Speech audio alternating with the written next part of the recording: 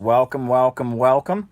Glad you're here with me on this lovely Sunday evening here in my Brooklyn apartment. As you'll see, I am not in front of the bookshelf, but I will be next time. That's back in the works soon. Glad you're joining me. I want to wish you all a happy Sunday evening. Plenty that we can discuss here today. But if you haven't already done it, now is the time to share this on Facebook. Now is the time to tweet out this conversation. Let's make it a bigger chat. Let's bring more people into this discussion. Plenty to talk about today. Plenty that has just happened. The first thing I want to say is that I just saw that there has been a horrendous crash landing. A plane was landing in Moscow, an Aeroflot plane from the state-run, airline in Russia, and it just crashed. And there have been some significant lives lost. So I want to, give my sympathy and my shout out to the victims and the families and the survivors. Just a horrendous incident. I don't know all the details. I just looked into it, saw that it was kind of breaking. So, I just give, my deepest heart goes out to everyone who was involved in that. Plane crashes are not good things. So I see some folks are joining us here. We've got Green Element joining us. I know we got Shonen. Someone go by Shonen is joining us. We got JT24. Welcome, JT. Glad you're with us. Fresh as Flowers. Welcome, welcome. Tyler Woodby. Welcome, welcome, Tyler Woodby. Welcome, Kazuya. Welcome, welcome. And yes, I will be talking about the situation at the embassy. Welcome, Jacob Maxey. Welcome, James Graham. Welcome, welcome. Glad you're joining us. Plenty to talk about. Welcome, Tyler Woodby. I already shouted out to you. But, folks, I wanted to mention, be sure, welcome, Felicity. Welcome, Ms. Tadas. Be sure to mention, welcome, Leeser Hauserman. Welcome, as always. Be sure that if you haven't subscribed, be sure to subscribe to this YouTube channel. And furthermore, make sure that you're not being unsubscribed. A good friend of these broadcasts recently pointed out to me that YouTube has a nasty policy of unsubscribing people to channels. So if for some reason you're not getting the notification about these lives, it's not popping up in your feed, be sure that you're subscribed. Shout out to Glenn. Glad you're with us. Shout out to Green Element. Be sure you're subscribed. Be sure that you're getting notifications. Be sure that you're regularly into this channel, because I can guarantee you that there are some people in the higher levels of power that don't particularly like what I have to say here. Now, maybe I'm on their radar screen, maybe I'm not. But be sure.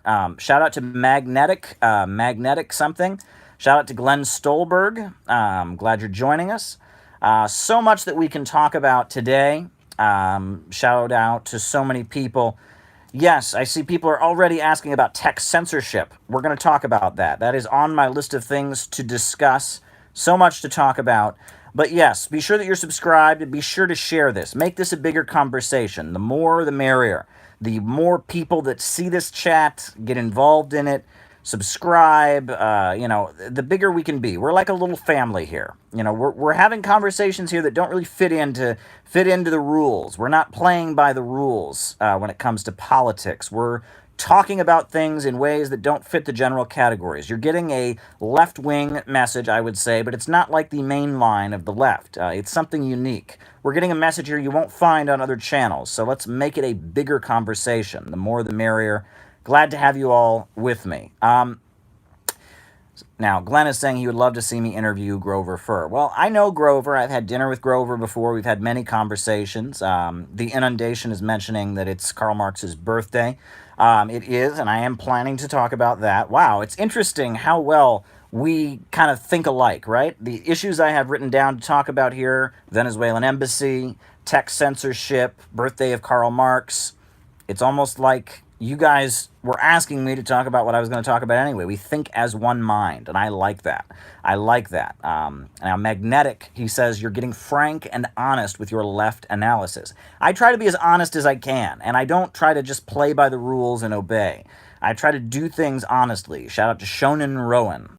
So there you go. A lot to talk about. So, folks, I don't know if folks are aware of what's been happening at the Venezuelan embassy in Washington, D.C. or I should say the former Venezuelan embassy, because at this point, as you probably are aware, there is no diplomatic relations between the U.S. government and the Venezuelan government. Venezuela has recalled its diplomats, the USA has pulled out their diplomats, and there are no relations. In fact, the U.S. government, under the direction of U.S. President Donald Trump, actually recognizes Juan Guaido, a irrelevant figure, a member of the National Assembly in Venezuela. They recognize him as if he is somehow the head of state of Venezuela. They don't recognize the elected government of Nicolas Maduro.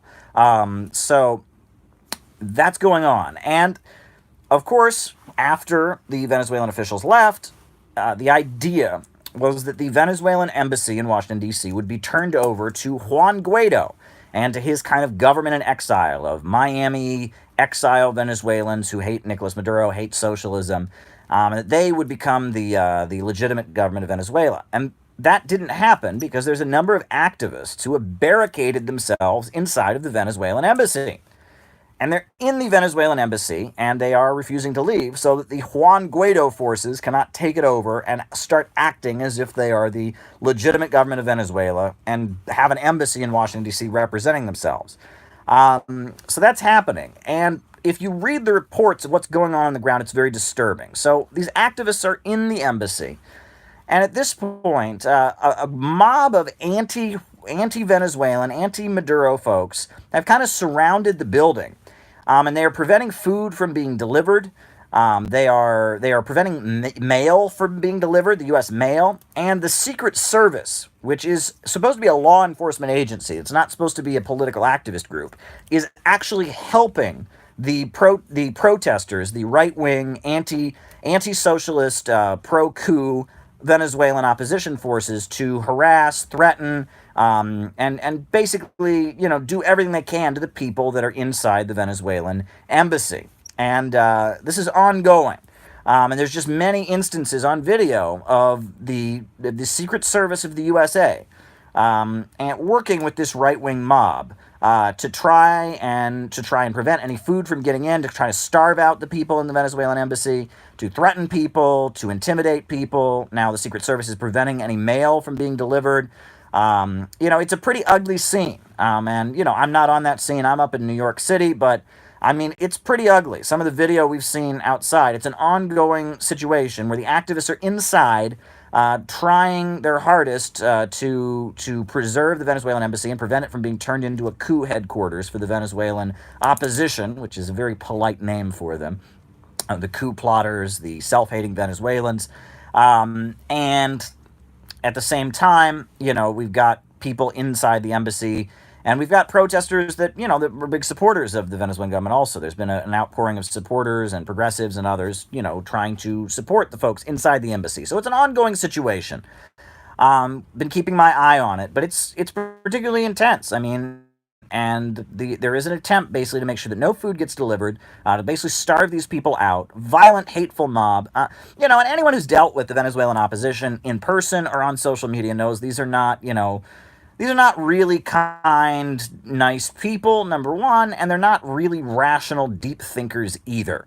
These are people that every election since 1999 has actually been rigged. The UN may have said it was legitimate. Jimmy Carter may have said it was legitimate. All kinds of observers may have seen the Venezuelan elections, but oh no, it was all a conspiracy by the communists, because no one would ever vote for Maduro. No one would ever vote for Hugo Chavez. All a big, vast conspiracy plot by the commies. Why do they know this? Well, they just know it, right? Because they're from there. So you should just shut up, okay? Because they're from there and they know it and they were there. So you're not allowed to say anything, right? And you're white.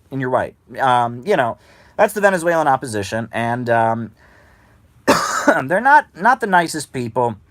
And the way they see it, it would be great if the U.S. military were to send troops in and just tear the place up. If they sent in cruise missiles and bombed the place, if the USA did to Venezuela what it has done to Iraq, what it has done to Libya, what it has done to Afghanistan, that would be tremendous. So not only are these folks, particularly anti-socialist, aligning with the people that are putting sanctions and trying to, starve their people, they actually want to see millions of their own people dead. And they're very open about it, right? I mean, when there was a coup plot, at one point there was a plot that they were actually going to take aircraft and bomb some of the neighborhoods in central Caracas that would are sympathetic to the Maduro government, and that's one of their plans. I mean, and the right wing in Venezuela doesn't really have any mass support. Right now, there are people that are critical of Maduro. He doesn't have a super high approval rating at this point, but compared to Juan Guaido's approval rating, Maduro is wildly popular. I mean, there's just no support for Juan Guaido and his forces in the country. I mean, they're unpopular. They're not liked, and they want to basically get rid of all the social programs. So there you go. But it's an ongoing thing, and these Venezuelan oppositionists, not the most friendly people. They say a lot of crazy things on the internet. One guy, I remember I was arguing with him on social media. He was one of these Venezuelan oppositionists. He told me that the crimes of Maduro are nowhere near the crimes of Adolf Hitler. So I mean, it's like, and then they say this stuff. It's not true, and whatever, right? It's all a big conspiracy. No one in Venezuela likes them. They're all starving on the streets and eating cats and dogs, all because of socialism. It's this delusional stuff. It's the kind of thing you hear from Miami Cubans too. And you're not allowed to disagree with them because they're from there. Okay, they've seen it. And right. I mean that changes everything. Not a nice group of folks. But there you go. Shout out to Verathius. A lot of folks on here. So what else is on people's minds? Keeping an eye on the situation, but we know there was a failed coup this week, that Juan Guaido came out and announced that he had a coup and that he was going to come to power and that Maduro was being brought down, and it didn't happen. And now they're hiding in embassies. They're hiding out in Venezuela. The coup failed, completely failed. The generals, the high-ranking figures that thought were going to march Maduro out of office didn't do it. Now we have U.S. government officials trying to blame that on Russia. They said, well, Russia, Maduro was going to step down, and they called up Russia to. But, there's a lot going on. We're all keeping our eye on the situation in Venezuela. The Chavistas, the military, the public is behind them. There's a big chunk of the population that is dedicatedly loyal. There are people that are not thrilled with Maduro, frustrated with the situation, but in terms of people that actually support Juan Guaido and support the coup plotters, it's such an irrelevant minority that they haven't really been able to pull anything off. Now, we've seen calls at this point from Blackwater. It's no longer called Blackwater, for people basically trying to say that they're calling for the USA to start sending military contractors rather than the actual U.S. military, to send military contractors into Venezuela. And we've seen some invoking from the right wing of Reagan's policies in Central America. We've seen, calls basically for a repeat of the policies in Nicaragua in the 1980s carried out by the Reagan administration, as if those were successful policies somehow. And that's pretty outrageous. I don't know if folks remember, but the Contras in Nicaragua, not only did they burn schools and burn hospitals and execute literacy volunteers and just commit all kinds of horrendous atrocities and bomb ships in the harbors of Managua and just do some really awful stuff. But on top of that, they were drug dealers. They smuggled cocaine into the United States at the same time that they were engaging in their activities. The narco cartels that are now a huge problem in Central America, a lot of them can be traced back to the 80s when the USA was handing out guns and weapons to all kinds of drug-linked extremist and crazy forces. It was just not good all around. And lo and behold, after years of civil war, they had an election in Nicaragua. The Sandinistas lost the elections. They stepped down from power. Then in 2006, the Sandinistas won the election again, and now they are the government of Nicaragua, and they've actually presided over huge amounts of economic growth. Their GDP has vastly increased. They've vastly driven down poverty. They've had some real successes in Nicaragua. So I don't know how anyone in their right mind would think that what Reagan did during the 1980s by handing out guns to a bunch of drug dealers to bomb schools and hospitals and healthcare clinics and do awful things and kill priests and nuns, I don't know how anyone thinks that's a good policy. But according to the Fox News, Reagan, canonology, is that what you call it when you make someone a saint? According to them, it was a great policy, and we ought to do the same thing in Venezuela. Why don't we just, send a bunch of Contras and military contractors up there and tear it down? Crazy stuff. And it shows how there's really no knowledge of history, right? It went as far as trying to, there was a ban. Congress outlawed the funding of the extremists in Nicaragua. So it went as far as, at that point, At that point, as we folks will famously remember, then, the president started doing it. President Reagan started funding the Contras without the permission of Congress. And that was the Iran-Contra scandal. It was particularly outrageous situation that happened. But according to the forces that dominate the Fox News media, it worked out just great, right? The Contra War, that was great, and we should do the same thing. That's what those folks are saying. Now, at this point, I thought it was important because today is today is May 5th, which is the birthday of Karl Marx. It's also Cinco de Mayo, the Mexican holiday. And it's interesting because Karl Marx, 1848, that was the year that Karl Marx wrote the Communist Manifesto.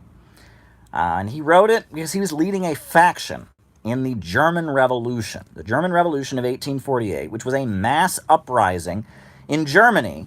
It wasn't called Germany then, in what is now Germany. It was a number of city-states and principalities and such. And it was an attempt to create a modern nation-state. And there were many factions in the 1848 revolution. Marx's faction was called the Communist League. And that's what the Communist Manifesto was. It was the manifesto of the Communist Party. It was the manifesto of the Communist League, what they believed in. And Marx wrote it as a rather young man. And his faction that he and Frederick Engels and others were part of, that published the Communist League. But it was a widespread uprising. And the overall demand was they wanted the creation of a modern nation state. And, what we now know as the German national anthem. They've changed the words to it, but up until World War II, it was Deutschland, Deutschland über alles. That was actually the anthem of the 1848 revolution. And the Marxists and the communists were not a very big faction within the 1848 revolution in Germany. You had a lot of socialist factions, but you also had a lot of just German nationalists. You had a lot of Democrats, people who just wanted a democratic republic, and you had a lot of religious forces. I don't know if folks know about the Amish, right? In Pennsylvania and Ohio, you got those people that, don't have any technology.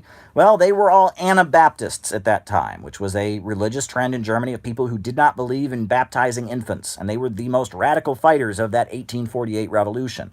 And Wagner, Richard Wagner, the composer, he was part of the 1848 revolution, and he even went into exile. Did a lot of his composing in exile, from what I understand, because he was part of the 1848 uprising. 1848 was a big year in Germany. It was also a big year in Europe. I mean, it's not only the year the Communist Manifesto was written by the young Karl Marx. It is also the year that there was, I believe, over 200 different uprisings across Europe. They called it the Spring of Nations, and almost every place in Europe had some kind of revolt or uprising that year. Austria, Hungary, London, Britain, they had uprisings there. There were uprisings in France. There were uprisings in Luxembourg and Belgium. All over Europe, you had the Spring of Nations. And it was called the Spring of Nations because it was basically revolts demanding the creation of modern nation states. And that's what was happening, right, is that you'd had the French Revolution, you'd had the overthrow of feudalism in many places, and what was left of feudalism was holding back history, and there was a demand for the creation of the modern nation state and a democratic republic. The creation of a republic, right, and a modern nation state. That seemed to be the main demand. And in Germany, the 1848 revolution was crushed. It failed. Even though, oddly, the 1848 revolution of Germany, probably had more to do with the creation of what is modern Germany than anything that came later, right? That even though it failed, it was when the concept of Germany and Germanness, it became first widespread. You have to remember, there was Bavaria, there was Prussia, there was many different, little areas, but this notion that they were all Germans, that first became widespread in 1848. And if you'll notice, the Communist Manifesto, published in 1848, it ends with, "We turn now to Germany," right? The second or third paragraph from the end, he's talking about Germany. He thinks Germany is the most ripe for the communist revolution. And I think that's particularly interesting. And part of the reason that's on my mind is not just because it's Marx's birthday, but because last night, my wife and I, we actually went to the opera here in New York City. We went and saw Wagner's Götterdämmerung. the final opera of the Ring cycle. And I have been a big fan of Wagner's music for a long time. So this was an opportunity for me to see just some of the best music, in my opinion, performed live. And I will tell you that final scene, the final bit, the end of Gotterdammerung, the Siegfried funeral music, followed by Brunhild music for a long time. And, it's funny, I didn't used to like classical music. I had a roommate in college who was a music composition major, and I thought classical music was boring. And he said to me, Wagner is not boring. Wagner music is not boring. And I got to listen, and I just fell in love with the Siegfried Funeral March. That is some powerful, powerful music, right? It's the hero Siegfried. He's died, but he's immortal. It's just powerful stuff. I can't do it justice by describing it with words, and I'm not a musician.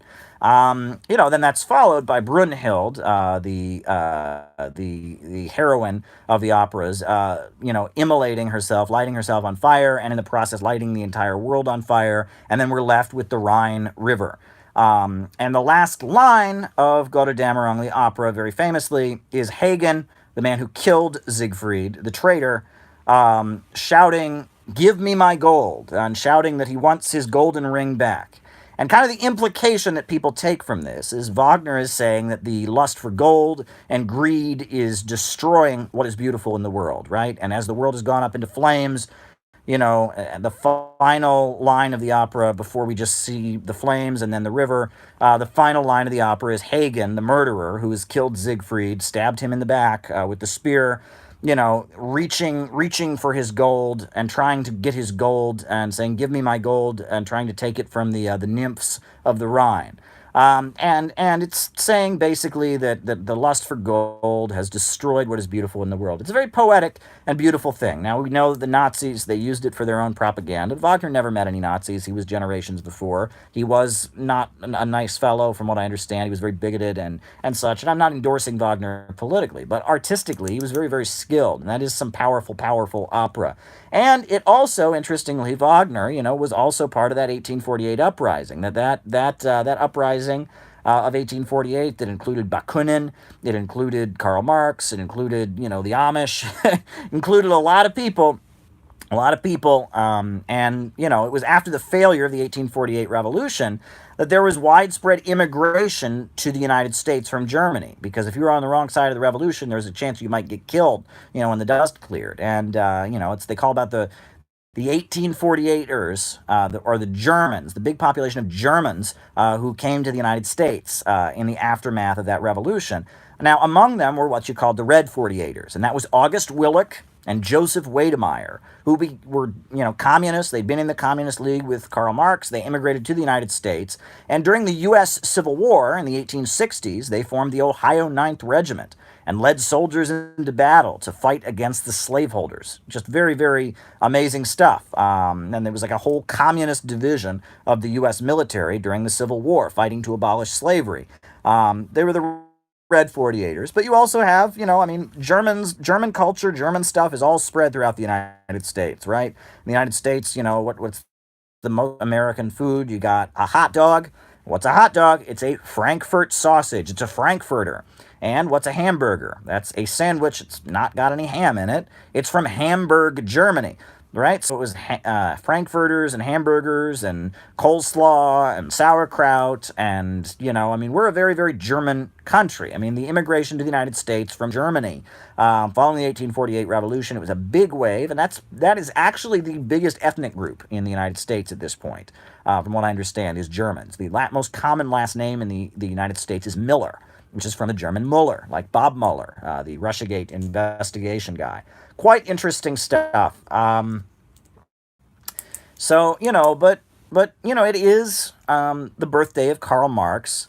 And I wanted to mention, I've talked about this before, but it needs to be said. I guess I just snorted there, but Slovak Žižek does that, so I can do it, right? He snorts after every word. So if I said, I am walking down the street, that would be like Slovak Žižek, so that would be okay. You'd all be okay with that. I would get kind of grossed out if I was watching somebody who did that, But there you go. I'm joking, right? And I'm not trying to put down Zizek. He has his own stuff, and I've learned a lot from it. Not putting it down. I'm just having a little humor here. But regardless, so there's this whole thing on the internet now about cultural Marxism. It's a big talking point of the alt-right forces, but not just them, of like other conservative forces. The cultural Marxism, right? This idea that the gay rights movement, that feminism is all a conspiracy by communists, right? And that the general response, I've seen Salon.com and the New York Times and other people say, well, this is an anti-Semitic conspiracy theory. And they relate it to the German Nazis talking about cultural Bolshevism. Well, the thing is, you're right, okay? On one hand, they're right? The Nazis did talk about cultural Bolshevism. They did, defend socially conservative things and accuse the communists of being socially liberal, which they were. That's true, but there's more to it than that. And there are a couple things that need to be said about quote-unquote cultural Marxism, I guess. So here's the thing, right? Marxism is an entire ideology. It's an entire worldview. Marxism views history like a train, speeding forward. The train is constantly moving forward. History is advancing. We've gone from hunter-gatherer civilization, which was the majority of human history. From there, we advanced to, eventually owning land and domesticating animals. And first there was the system of slavery, and then there was the system of feudalism. And now capitalism is the next stage. And that eventually capitalism will give way to socialism, and socialism will eventually give way to communism, right? That's the Marxist historical materialist understanding of history. And that what's driving history forward is class struggle, the struggle between classes, and the struggle to raise the level of material abundance and to advance the means of production, to make a more productive and comfortable life for human beings. And there is an aspect of Marxism that is what you could call deconstruction, right? For example, it's long believed that what you might call the nuclear family is the eternal, glorious way families have always been. It's always been one man, one woman, and multiple children. That's just the way it's always been. And Marx, and Friedrich Engels more especially, in his book, The Origin of the Family, Private Property, and the State, deconstructs that. He shows that this idea that there's this sacred family unit that has always been the same is not true. Originally, during the hunter-gatherer times, there was no family. There were tribes of 30 people, and they were all kind of a family. And they might have had exclusive partners, they might not have. There was no institution of marriage, and they weren't even really keeping track of whose kid was whose kid. That was hunter-gatherer. The majority of human history, there was no real family. There were tribes of roughly 20 to 30 people running around the woods hunting and gathering.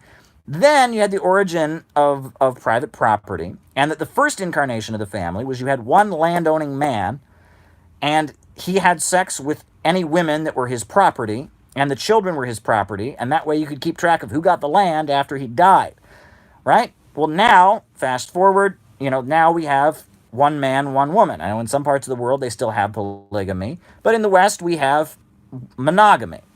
And that now, increasingly in the West, we have gay marriage, right? We have men and men, women and women. And that Marxism is deconstructing the myth that there has always been one sacred family and that this is just the sacred way that it is. That's deconstruction, right? Marxism is also deconstructing capitalism, right? Capitalism says the rich are rich because they work so hard and they're so great, and the poor are poor because they're lazy bums and they need to get a job, or they're just not as smart as the rich people or whatever. Marxism deconstructs that, right? Marxism, in a lot of ways, is a deconstructive ideology, especially if you get into Leninism and the theory of imperialism, this notion that the West is better just because it's better, right? Just, the reason that all the developing countries are poor and the West is rich is because the West just is the best, and these countries around the world, all the poor people are just lazy and stuff. They used to teach that in school, right? That in the it was commonly taught in the schools in the 50s that the reason people are poor in Central America and Africa is because it's too hot and the people are just lazy. It's too hot, right? That's not true, right? But that's what people used to believe. Marxism deconstructs that. So that's an aspect of Marxism. That is an aspect of Marxism, is that it deconstructs the myths of Western civilization. The belief that the family is eternal, the belief that the West is supreme and it's survival of the fittest and the other countries are just inferior people who deserve to be colonized. It deconstructs the idea that the capitalists are good because they just have more money and they work hard and everyone else is lazy. it deconstructs. That's only an aspect of Marxism. That's what's missing here, okay? If you just take that from Marxism, that the family is not eternal, that if you just take all that stuff I went over, you still don't, that's not Marxism if you just have that, right? You can understand everything I just said and not be a Marxist. Marxism takes that into account. And it takes an honest understanding of world history, of understanding that certain things are not eternal, that history is advancing through stages, right? And that history is moving forward. And it argues that we need to continue moving forward, and that the way to move forward is for the major centers of economic power, the banks, factories, and industries, the commanding heights of the economy, to be publicly controlled, so that we can continue to raise the level of productive forces, continue to raise people up out of poverty, and march toward communism, the ultimate stage, the final stage of history, where there is so much material abundance, and technology has advanced so much that people can just live a comfortable life and do what they feel like doing and take what they want and need, and that there is no coercion, right? Is that communism is about understanding the material reality of how history works, and utilizing it to get to a higher stage in order to reach something bigger. That's Marxism, right? History's challenge is how Marxists generally refer to it, as history's challenge, right? Is that the working class, the class with nothing to lose but its chains and a whole wide world to win, must rise up and seize control of the means of production, operate the economy in a rational way, have a society that is much more rationally organized, and much more controlled, and as a result build a much better life for everyone, right? And that's what Marxism is. And that the deconstructive aspect, that's like background noise, right? That's just saying how we are where we are today. Why does the family exist? Why does capitalism exist? What existed before? Where are we going? But if you just take from Marxism deconstruction, it's not really dangerous. It's not, right? And that during the 1960s, really starting during the 50s, 60s, and 70s, a section of the American capitalist ruling class and a section of the European capitalist ruling class didn't have a problem with the deconstructive aspects of Marxism and actually found them to be quite useful, right? It used to be illegal in most countries, or in a lot of the world, it used to be illegal to have pornography, for example. Right? And it was said, look, pornography is indecent. Sex should take place within the context of a monogamous family.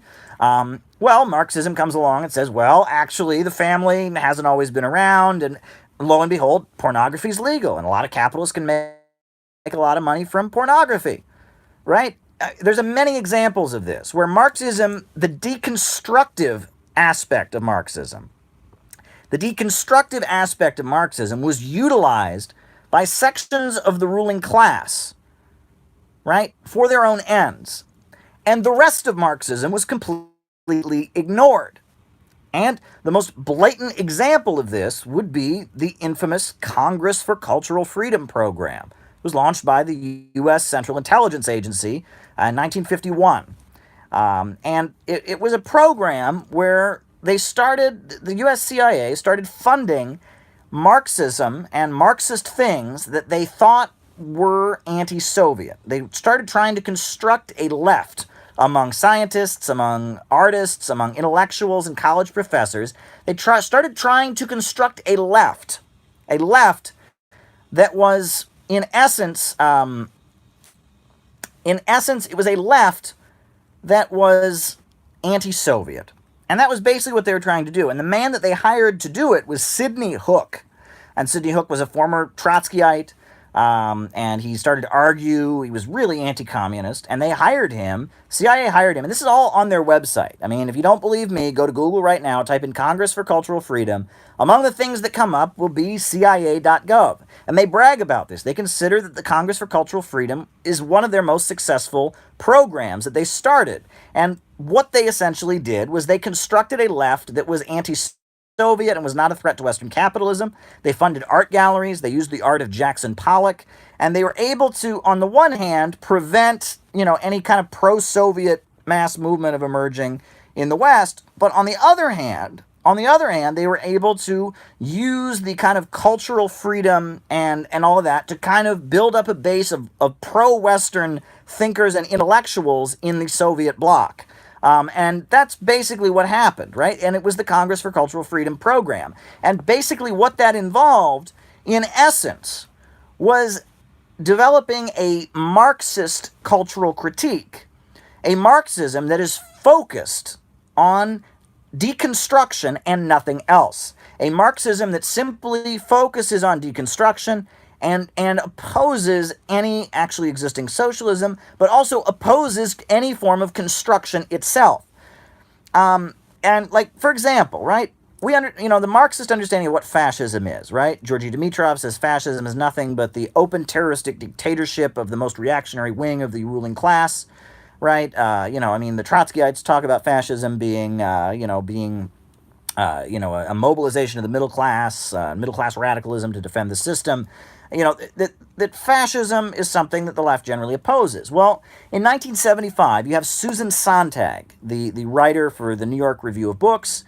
And Susan Sontag is, in her history, the first place she was published, I believe, was the CIA's, Partisan Review, which was a CIA program, a Marxist magazine funded by the CIA, and by the Congress for Cultural Freedom, Partisan Review. Susan Sontag, a leftist intellectual in the United States who was part of the CIA Congress for Cultural Freedom program. They funded and published her work.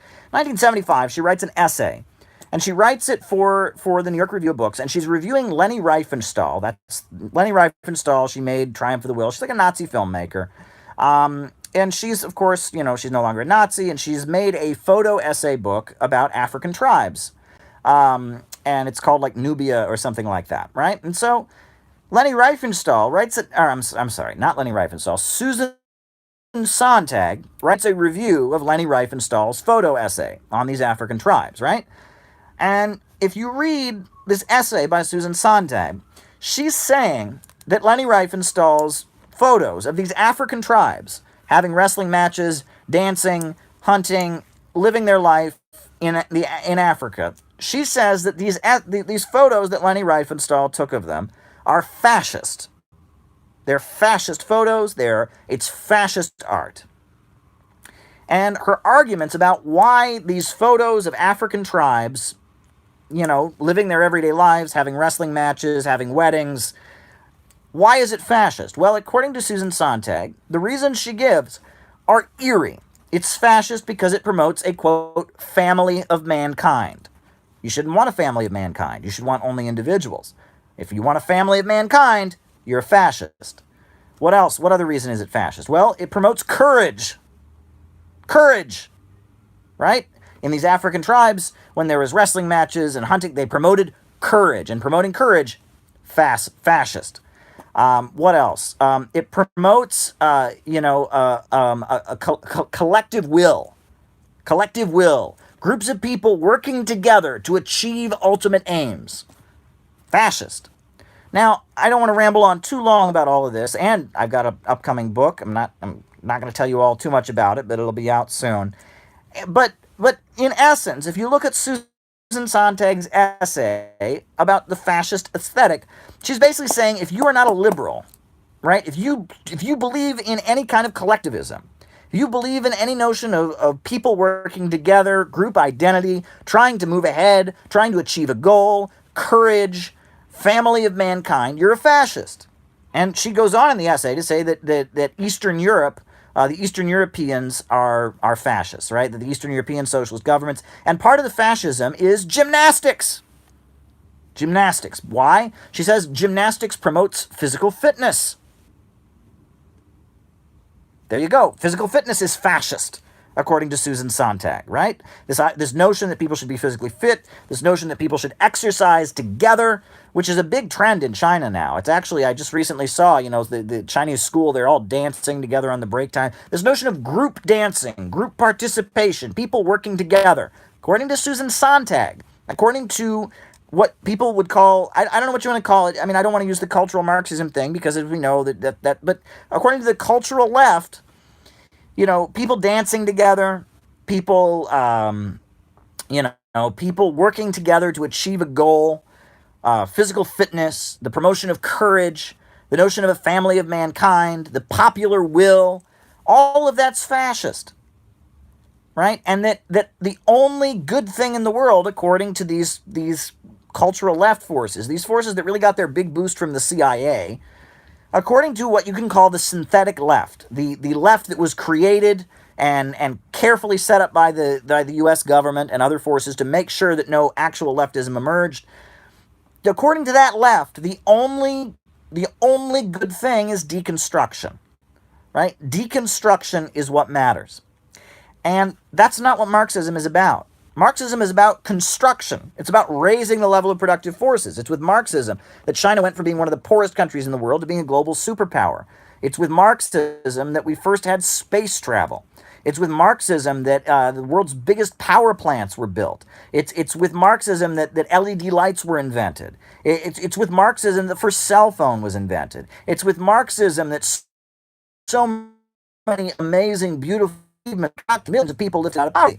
But according to this distortion of Marxism that was carefully crafted by the U.S. government, all that Marxism should be good for is deconstruction, right? Tear down and create more radical individualism. As someone said in the comment section, it was peak liberalism.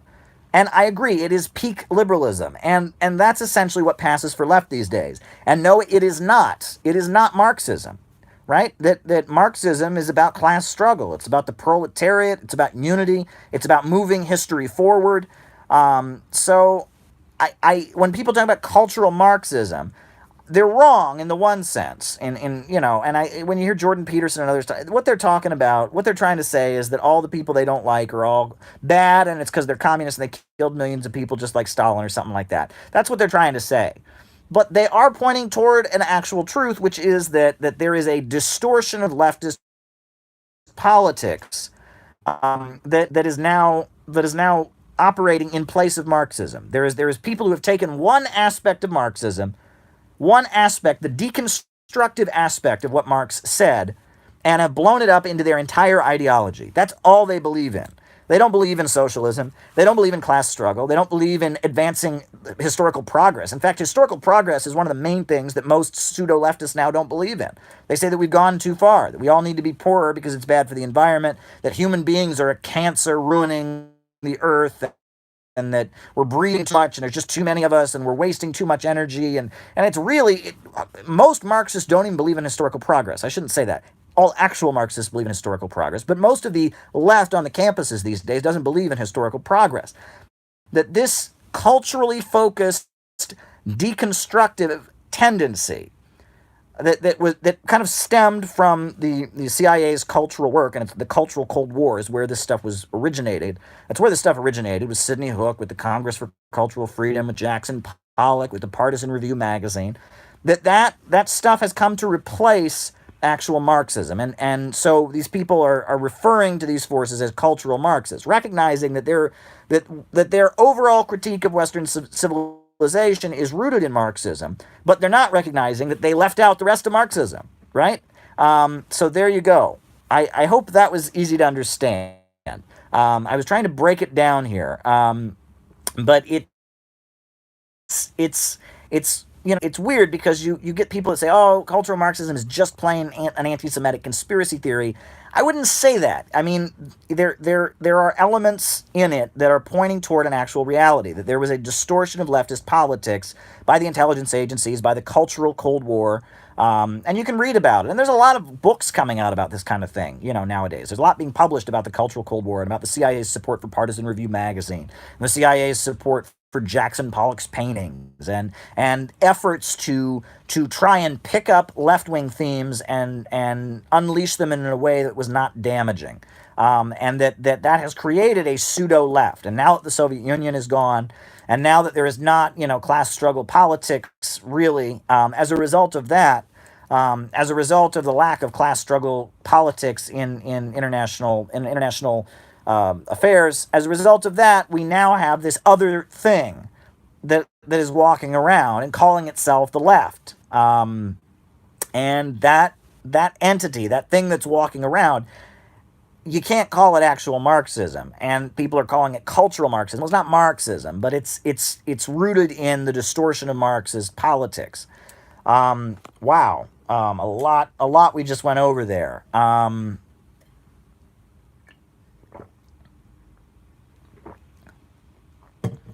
Now, someone asked me to mention Brzezinski, and that's important when you talk about all this because Zbigniew Brzezinski, I mean, he's a Polish guy.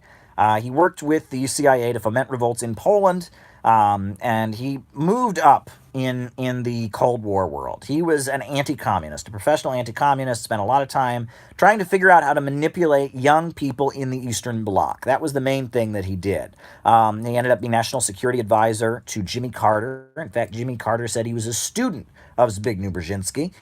And then later in the 80s, Zbigniew Brzezinski was one of the main people who worked with the young Osama bin Laden to help build the Mujahideen of Afghanistan and to build an insurgency against the Soviet Union and the People's Democratic Republic of Afghanistan. But Brzezinski, his main thing was figuring out how to manipulate young people in the Eastern Bloc. And he discovered that, that revolutionary intelligentsia in the Eastern Bloc, those young they were not interested in capitalism. They didn't want to be capitalists, but they had a frustration with the they had a frustration with the socialist system, with the authoritarianism. They felt like they were being held back, that they were capable of doing more, they were more creative, and that Brzezinski, with his cultural Cold War, and his manipulation. I mean, the Prague Spring of 1968, that was Brzezinski, right? The Prague Spring of 1968, you had all these young people rising up, you had Dubček and all of that, and they thought they were fighting for a more democratic, a more open socialism in Czechoslovakia. But as soon as Dubček got in, as soon as those forces took power, what did they immediately start doing? They stopped supporting the Vietnamese National Liberation Front. They no longer were big supporters of the people of Vietnam and fighting for their national liberation, and that Dubček was very much an ally of the West, and that these young people were kind of duped, and ultimately then the Soviet Union went in and put down what was happening there, and it was ugly, and that kind of what you might call that Prague Spring milieu of those young intellectuals who didn't consider themselves to be anti-communist. They thought they believed in communism, but they wanted it with a human face, and they were artists, and they were thinkers. That was very well and carefully crafted by Brzezinski and by the CIA, very effectively. And when the collapse of the Soviet Union and the collapse of various countries throughout the Eastern Bloc happened, those forces were, they were in the front lines of it, right? The color revolutions they talk about.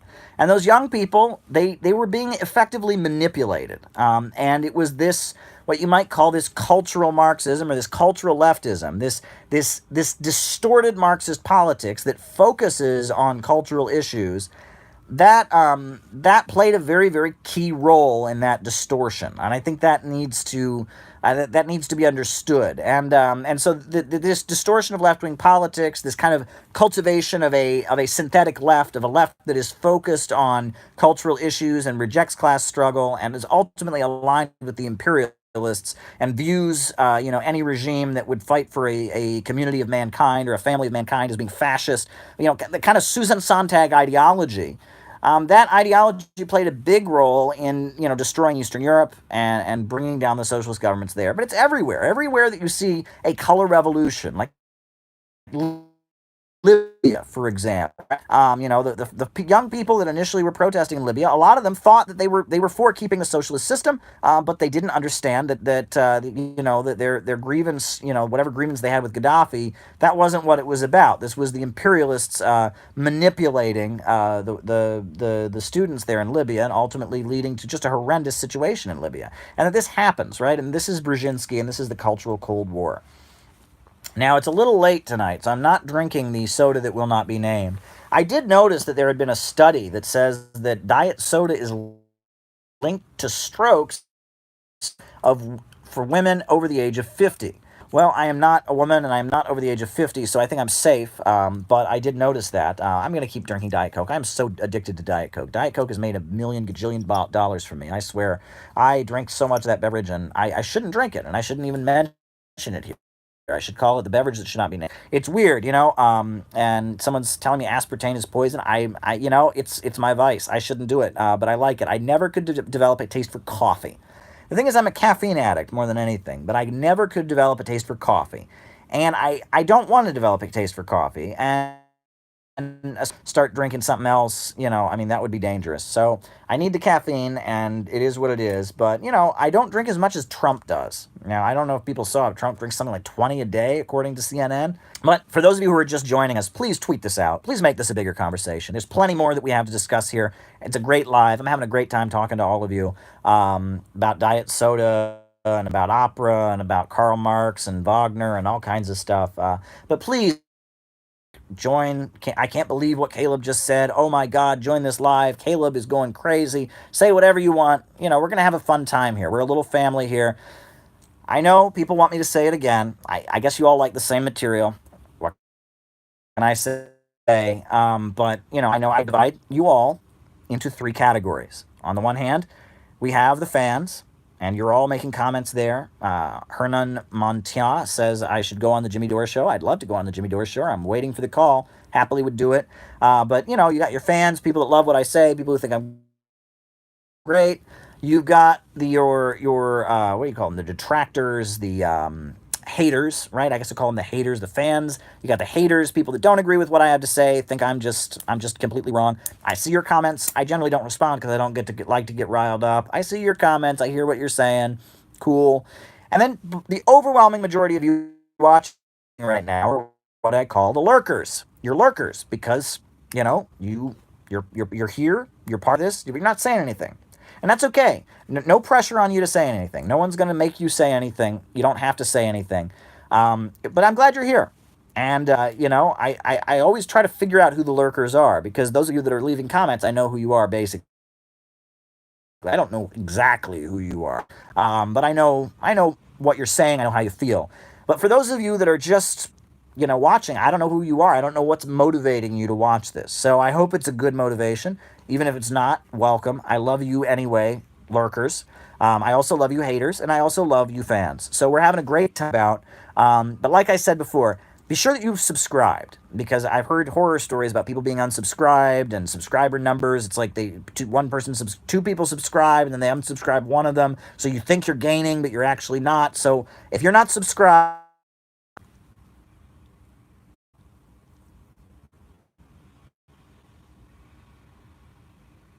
oh, am I here? Am I live? Can you see me? That was weird. As soon as I started talking about YouTube unsubscribing, well, I'm sure there are plenty of conspiracy theories about that. But I'm back. I'm happy to be here. You never know. And that actually is a great transition to something that people already wanted me to talk about, which is, lo and behold, what people wanted me to talk about earlier was tech censorship. Tech censorship. I see someone saying they're not getting audio. Are folks getting audio? Are you getting audio? There you go. So tech censorship, that's an issue, right? So we saw this week, you don't have to agree with everything he says. There's plenty of things he said I don't agree with, but really, come on. This is the man who led the Million Man March. This is one of the most important black leaders in the United States. This is somebody who stood firm and led people in Harlem to march against the bombing of Libya. I went to the Millions More March in Harlem against the bombing of Libya. Amazing stuff, mobilizing the black community, anti-imperialist to his core, just a really dedicated anti-imperialist. When I went to Iran, the members of the Nation of Islam, some of his closest staff were there in Iran. Minister Louis Farrakhan, you can disagree with him on a lot, and I certainly am not going to endorse a lot of the things he said, but he's an important voice. He really is. And the fact that they would take his page down and refer to him as a hate group, that's just really unfortunate. But it points toward a bigger thing here, right? Because Facebook, Twitter, all of them are playing kind of a game, right? Because they're basically monopolies. No one can beat Facebook, right? Nobody can beat Facebook. Nobody can beat Twitter. Nobody can beat YouTube. Facebook, Twitter, YouTube, they're virtual tech monopolies. So at this point, they have basically a choice. They can tighten their grip, right? Tighten their grip start banning people like they have. And if they do that, other pages are going to start gaining. Other alternatives, right? And alternatives that might come from other places in the world, mind you, right? They tighten their grip. Pretty soon, people are going to say, you know what? I want to see these things that Mark Zuckerberg and the owners of Twitter and Eric Schmidt of Google don't want me to see. I'm going to go to some other outlet. Pretty soon it's going to happen. So they're walking kind of a tightrope here. On the one hand, they don't want to ban too many people, because if they do, eventually people will just go to the other places and they'll lose their monopoly. But on the other hand, they've got the U.S. government, they've got the establishment, they've got their own interests on their back, and so they do want to ban people. They want to control the message. And they're walking a tightrope, and they know it. They know it. They know that. And so they don't quite understand what to do. That's what's happening right now. It is a tightrope that the Silicon Valley elite, our Silicon Valley overlords, are walking on. Do they expedite the process of losing their social media tech monopoly on the one hand, or on the other hand, do they enforce their power and just start kicking people off? What do? They can go one way or they can go the other way. It's a tightrope. It's a lot like the printing press.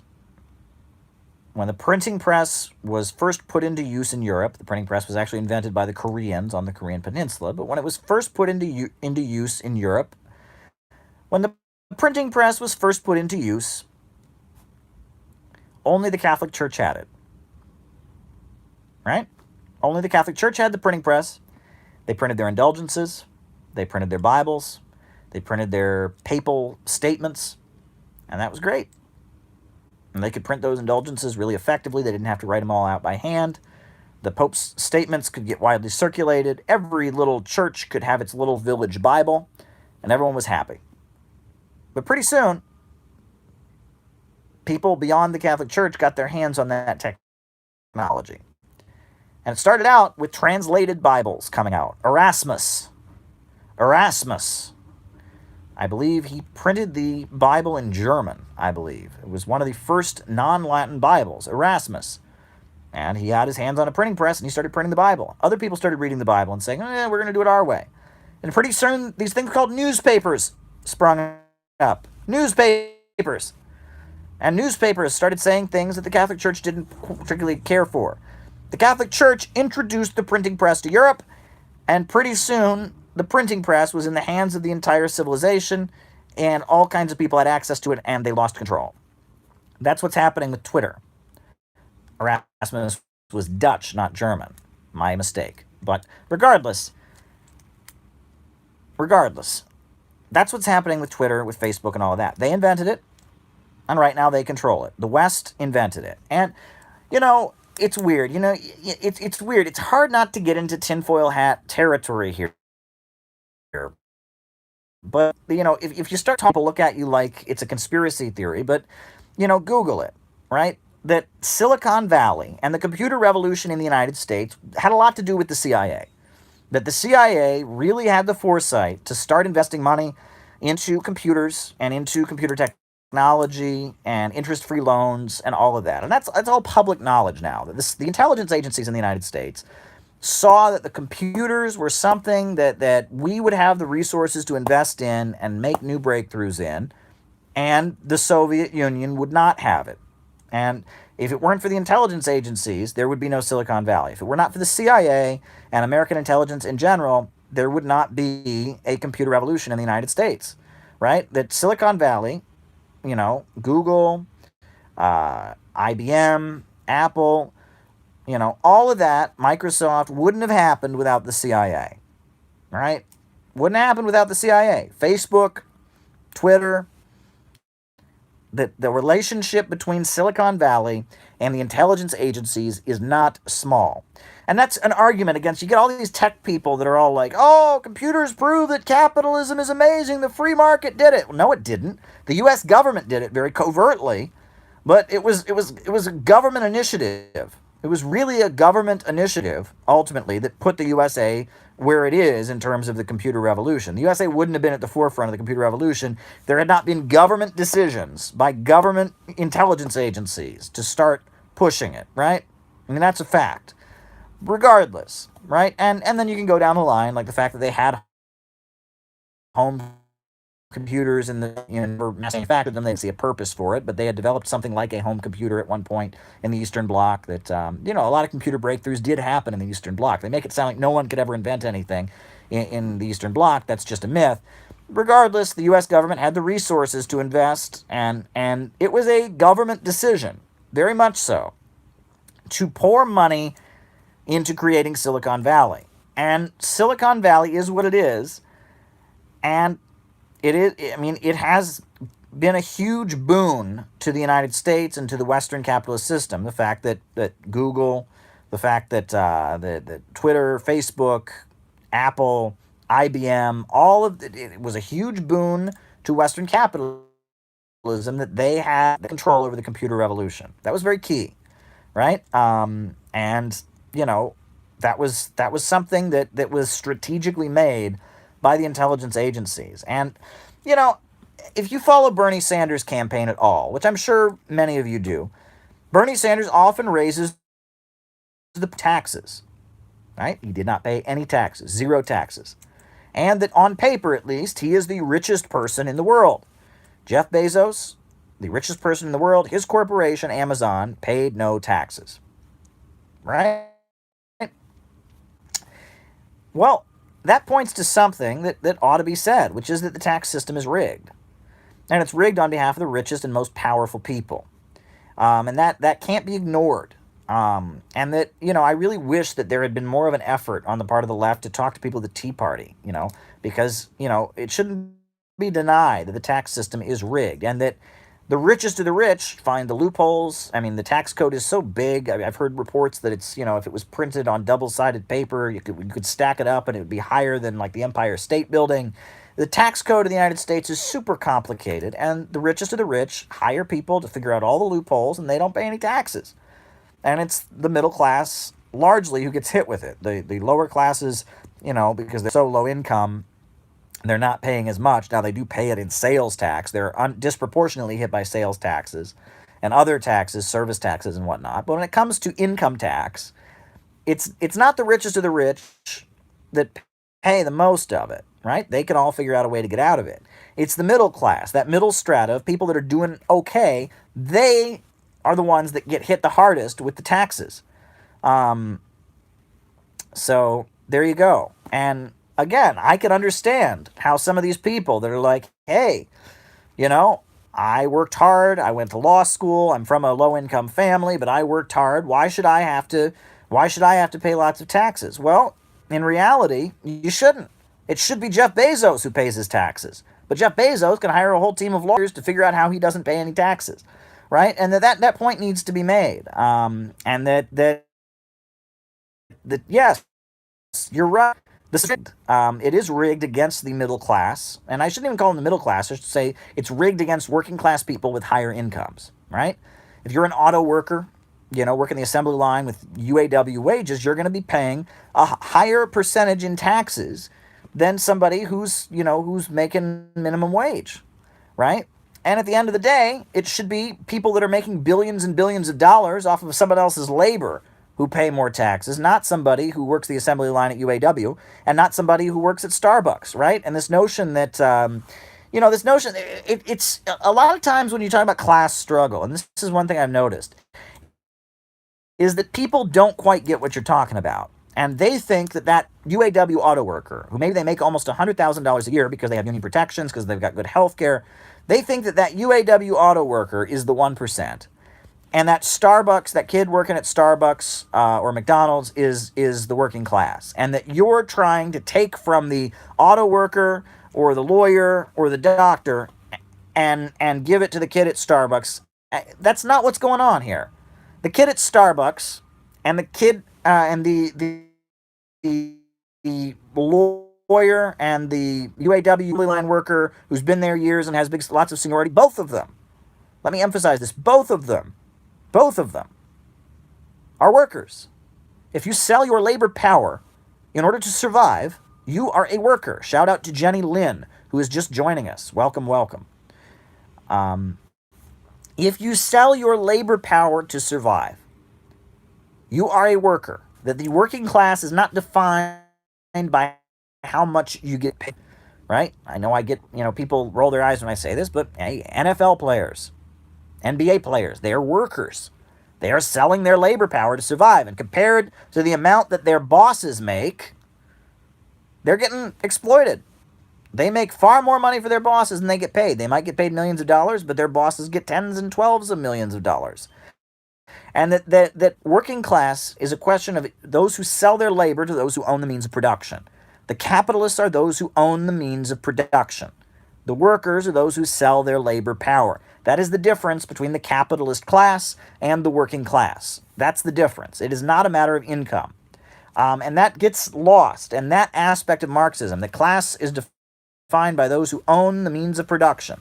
That's the difference. Now, and someone's raising about, well, what about those who don't, for example, what about those who don't, for example, work in the assembly line?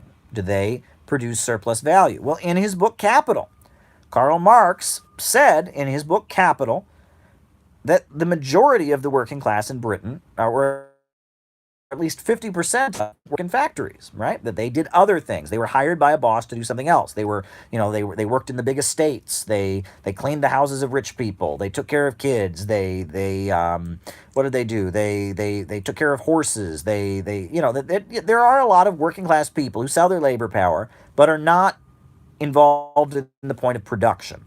But anyway, someone just pointed out that there are ships being sent to Iran and to the Iranian region, the Straits of Hormuz and all of that. We should all be watching that situation in the Straits of Hormuz. It's an intense situation. The USA is saying it's going to bring Iran's oil exports down to zero.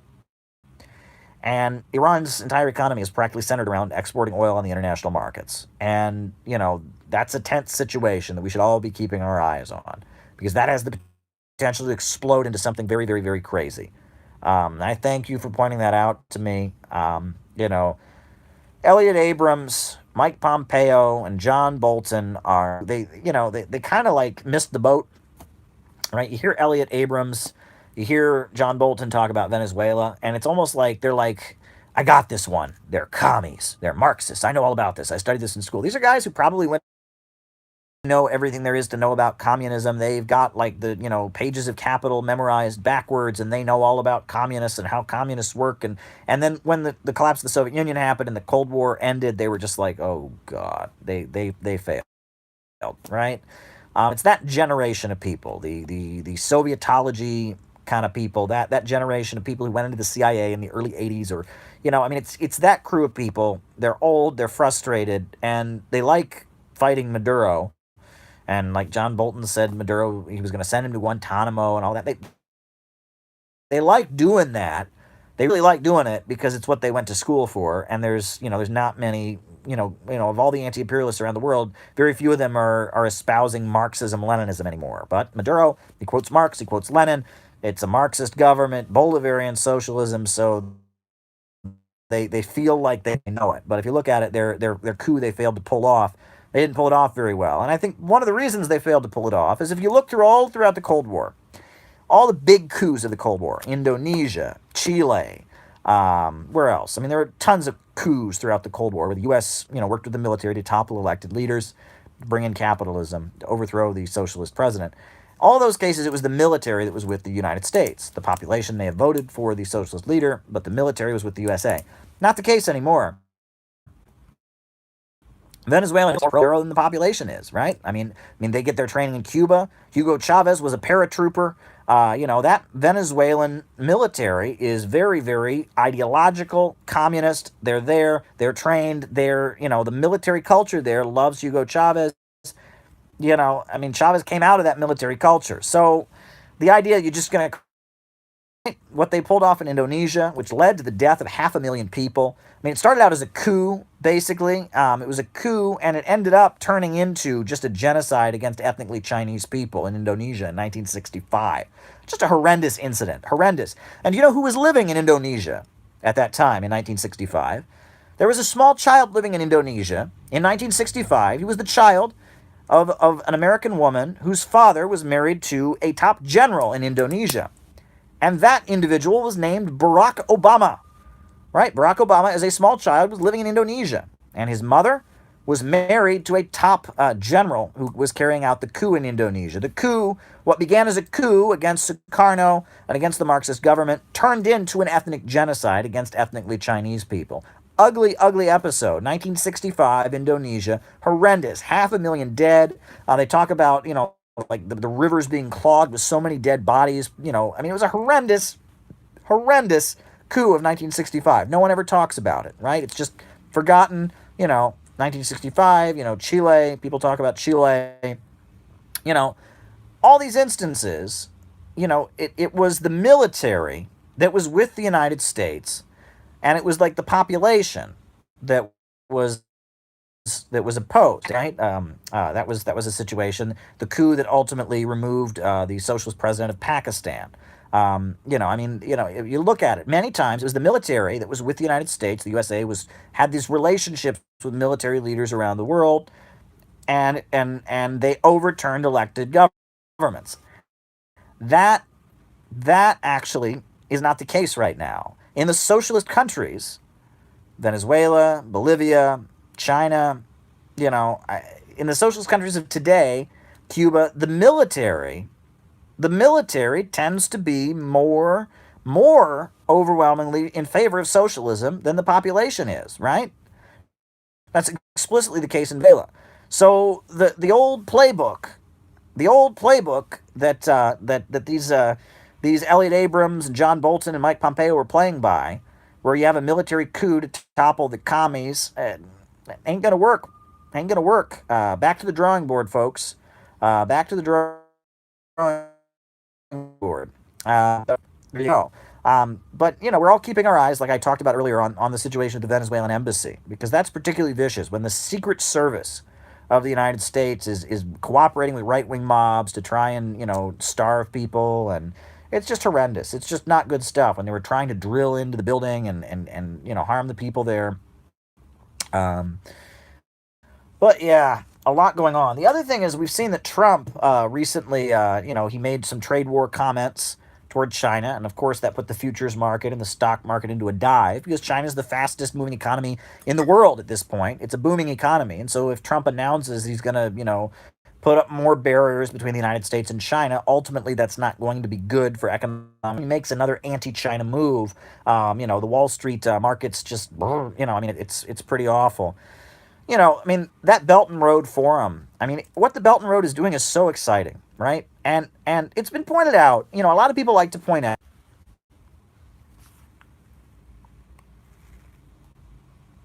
Hey folks, am I still here? I saw that it's buffering. It started making that circle thing and all of that. As I was saying, when industrial capitalism was still the dominant mode of capitalism, when industrial factory owners, before they were subordinated to banks, when that was going on, you did have a wing of economics that was not Marxist, but did advocate policies similar to the Belt and Road. You had Henry Clay, who was an economist in the United States, and when Abraham Lincoln was working with the industrial capitalists of the United States to try and off the slave owners and make the make the industrial factory system dominant over the slave plantation system, you had Henry Clay, who was working with Abraham Lincoln, and he was proposing economic policies similar to the Belt and Road. That the USA loan money to countries, help them build infrastructure, help them develop their own manufacturers. That happened. You also, you had Friedrich List, the German economist, and it was a similar thing, right? And this was, a struggle that we saw before the economics of imperialism. And Lenin talks about how imperialism involved the domination of the financial sector, finance capital ruling over the rest of the economy. That was an aspect of what ultimately became imperialism. Imperialism involved finance capital, becoming the dominant force among the capitalists, and that, whoa, what's going on here? Yeah, that rise of finance capital. Before that happened, when that when that happened, prior to that, you had certain economists who were advocating, the dominance of industrial capital. Henry Clay, and Friedrich List and others, and that they did advocate something similar to that. And you can even find that in Alexander Hamilton a little bit. This understanding that we should loan money to countries to do more infrastructure, to develop their own manufacturers, to build up domestic economies, then we can trade and they can trade. Before the rise of banking and finance, which is an aspect of imperialism, a very key aspect of imperialism. If you read Lenin's book, Imperialism, the Highest Stage of Capitalism, he talks about how important that is to the rise of imperialism, the domination of finance capital. And before that happened, there was a trend that advocated something like the Belt and Road. And the Belt and Road was seen as a method of ensuring kind of a growth-based economy. When you have an industrial capitalist economy, what else have I got here to talk about? I don't know if people saw, but this video I made earlier this week has been quite popular. I made a video where I talked about how I think that a crackdown on leftist thought is coming. And I cited an article written by Jonah Goldberg, the editor of National Review, where he refers to what he calls Karl Marx's anti-Jewish conspiracy theory. I believe it's called Karl Marx's Jew-hating conspiracy theory. This is Jonah Goldberg, the editor of National Review, not an obscure figure, not some weird blog. This is Jonah Goldberg. And Jonah Goldberg wrote this article saying that basically any criticism of capitalism is anti-Semitic. Right? He said that Karl Marx's theories are anti-Semitism, and that basically that if you advocate a socialist system, if you criticize capitalism, you're in essence an anti-Semite. And that's big. That already we're seeing Ilhan Omar and Jeremy Corbyn being accused of anti-Semitism. And on top of that, if you listen to some of the things that they've said, they basically said this as well, that any criticism of capitalism is anti-Semitic, right? Any criticism of capitalism is anti-Semitic. And with what they're doing now, I mean, it's kind of like Susan Sontag when she says that wanting to build a family of man is fascist, wanting to promote courage is fascist, right? That group exercises is fascist, promoting physical fitness is fascist. That mindset, right? That's opening the door to a real crackdown, right? And that we're already in this weird place where there's a lot of people who call themselves left, call themselves liberals, social democrats, even socialists, some of them, that think that if you defend Maduro, you're a Nazi, you're a tanky, right?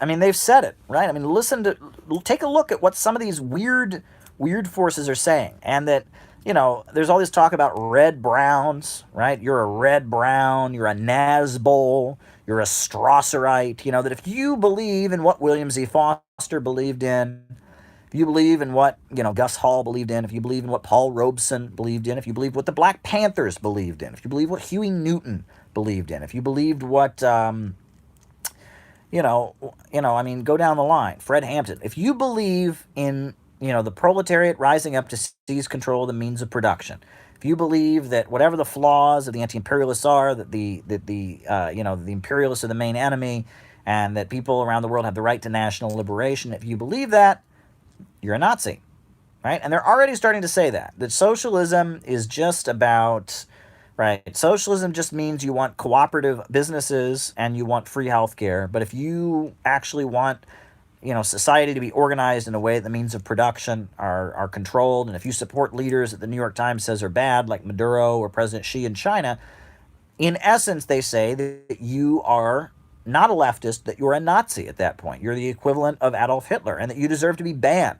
That argument is going on, right? That kind of thinking is everywhere right now, and it's being widespread, and it's finding its way into left circles. They're really trying, and I've noticed this, and perhaps I'm seeing too much here, but if folks notice that I feel like the New York Times has a particular desire to turn American leftists against China, it's a little bit weird. They ran that big article alleging that in China they were cracking down on this Marxist group, this Marxist youth group.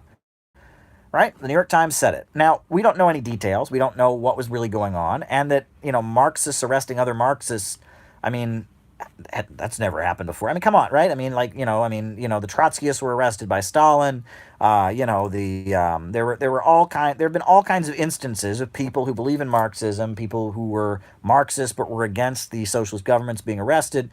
Just like over here in the United States, plenty of people get arrested and suppressed by the U.S. government who say they believe in capitalism, who believe in the free market. And that doesn't make them glorious revolutionaries. That doesn't make the U.S. a fake capitalists or fake, fake Democrats or fake, it's a silly thing. The New York Times ran this big article trying to say that because these group of people calling themselves Marxists, this Marxist student group was arrested in China, again, we don't know the details, we just have to take their word for it, that somehow proves that China's not really socialist. And we saw another piece, very, very, very, very good refutation of it by Nathan Rich, the journalist. Nathan Rich, he worked on some of these documentaries exposing Scientology. He's a journalist. He lives in China, and he ripped to shreds this piece, this video the New York Times ran about the healthcare system in China. And you have got to watch this. If you haven't seen it, you got to watch it. Watch Nathan Rich. Jacob Maxey is on there agreeing with me. You got to see this. Where they show people outside of a hospital in China. And they show them in a line. And they're like saying, look, see, in China, to get healthcare, you have to wait in a line. But Nathan Rich, he exposes this, what it's really about. These are people who don't want to see a regular doctor. They want to see a specialist. And they want a same-day appointment. So these are not people waiting in line to get health care. These are people waiting in line for a same-day appointment to see a specialist, right? And that there's effective mistranslation, right? The dubbing, they're mistranslating people. Furthermore, they try to make it sound like there's an epidemic of violence in emergency rooms and such in China. He goes over the statistics and shows that there's actually more of a problem with that in the USA than there is in China. That kind of thing unfortunately happens where patients get fired up, they don't feel like they're getting the right treatment. That happens. But it happens more in the USA than it does in China. So the whole thing, he rips this video to shreds. It's a great YouTube video. But again, why did they pick healthcare as the issue? Because they know that healthcare, among Bernie Sanders supporters, among young people and other people that are interested in socialism, healthcare is a big issue. So hammer into people's heads that China, their healthcare system is awful, and that way, if you believe in healthcare, you won't be aligned with them. It's very weird.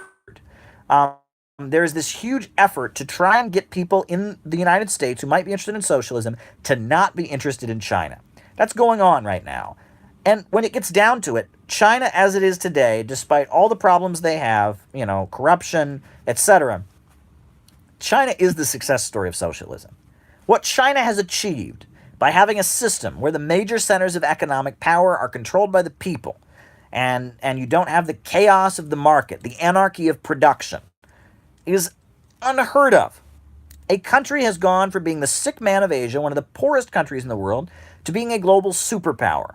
At this point, China is producing, the majority of the steel in the world. China has the biggest telecommunications manufacturer in the world. China has the biggest hydroelectrical power plant in the world, the Three Gorges Dam. China has raised 700 million people out of poverty. Every day, another person becomes a millionaire in China. Every day, right? So socialism makes everyone poor, Caleb. We're a socialist. We're all going to be poor. Not in China. Every day, because they have a state-run planned economy. Every day, another person becomes a millionaire, right? The amount of breakthroughs that they are doing in terms of science, they couldn't do any of this if they had a free market economy. If they had a free market economy in which the capitalists just did whatever they felt like doing and they just made profits and they did whatever they wanted, they never would have achieved this. In China, there's a huge state sector, a huge banking sector that is controlled by the state. Furthermore, on top of that, The private companies are not really free to do what they want. They're directed and controlled by the state.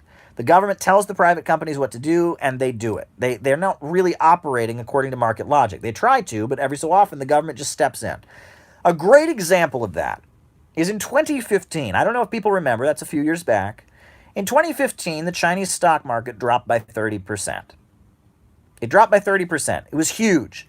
It was a big drop, a big dramatic drop on the Chinese stock market. And everyone said, whoa. And they were right to say, whoa. Why? If the U.S. stock market went down by 30%, yeah, there'd be riots in the streets, right? There would be, utter chaos if the Chinese stock market went down by, if the American stock market went down by 30%. The Chinese stock market went down by 30%. 30% drop. Bad. A lot of people lost money. But then what happened? Well, the Chinese Communist Party called up everybody, and they said, hey, if you are caught short selling, and that's when you bet on a stock going down, it's called short selling, you'll be arrested. So no one short sold because they didn't want to get dragged away in handcuffs, number one.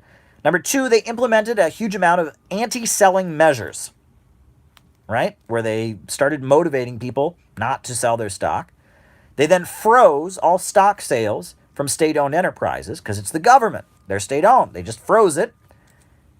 And lo and behold, the next week, the Chinese stock market was right back where it used to be. And on top of that, barely anybody was affected because less than 10% of the population in China is in any way invested in the stock market. In the USA, everyone's tied to the stock market, right? Oh, they say, well, maybe you don't own any stock. Your job does. Your company does, right? If the stock market in the USA went down by 30%, it would affect the lives of millions and millions. The overwhelming majority of the population would be seeing a significant decrease in their incomes. In China, the stock market went down by 30% and nothing happened. Nothing happened. And then the Communist Party fixed it. The Communist Party called people up. They said, hey, if you start betting on things going down, we're locking you up. They froze the selling. And then the next week, it was back to normal. Back in 2015, China had a 30% stock market drop. And it's like people have forgotten about it already. It's like an irrelevant event. Why? Because the economy is controlled by the state. That stock market turbulence, that anarchy of production, that chaos of the market, it doesn't rule in Chinese society. The stock market in China was set up for the purpose of bringing in foreign investment.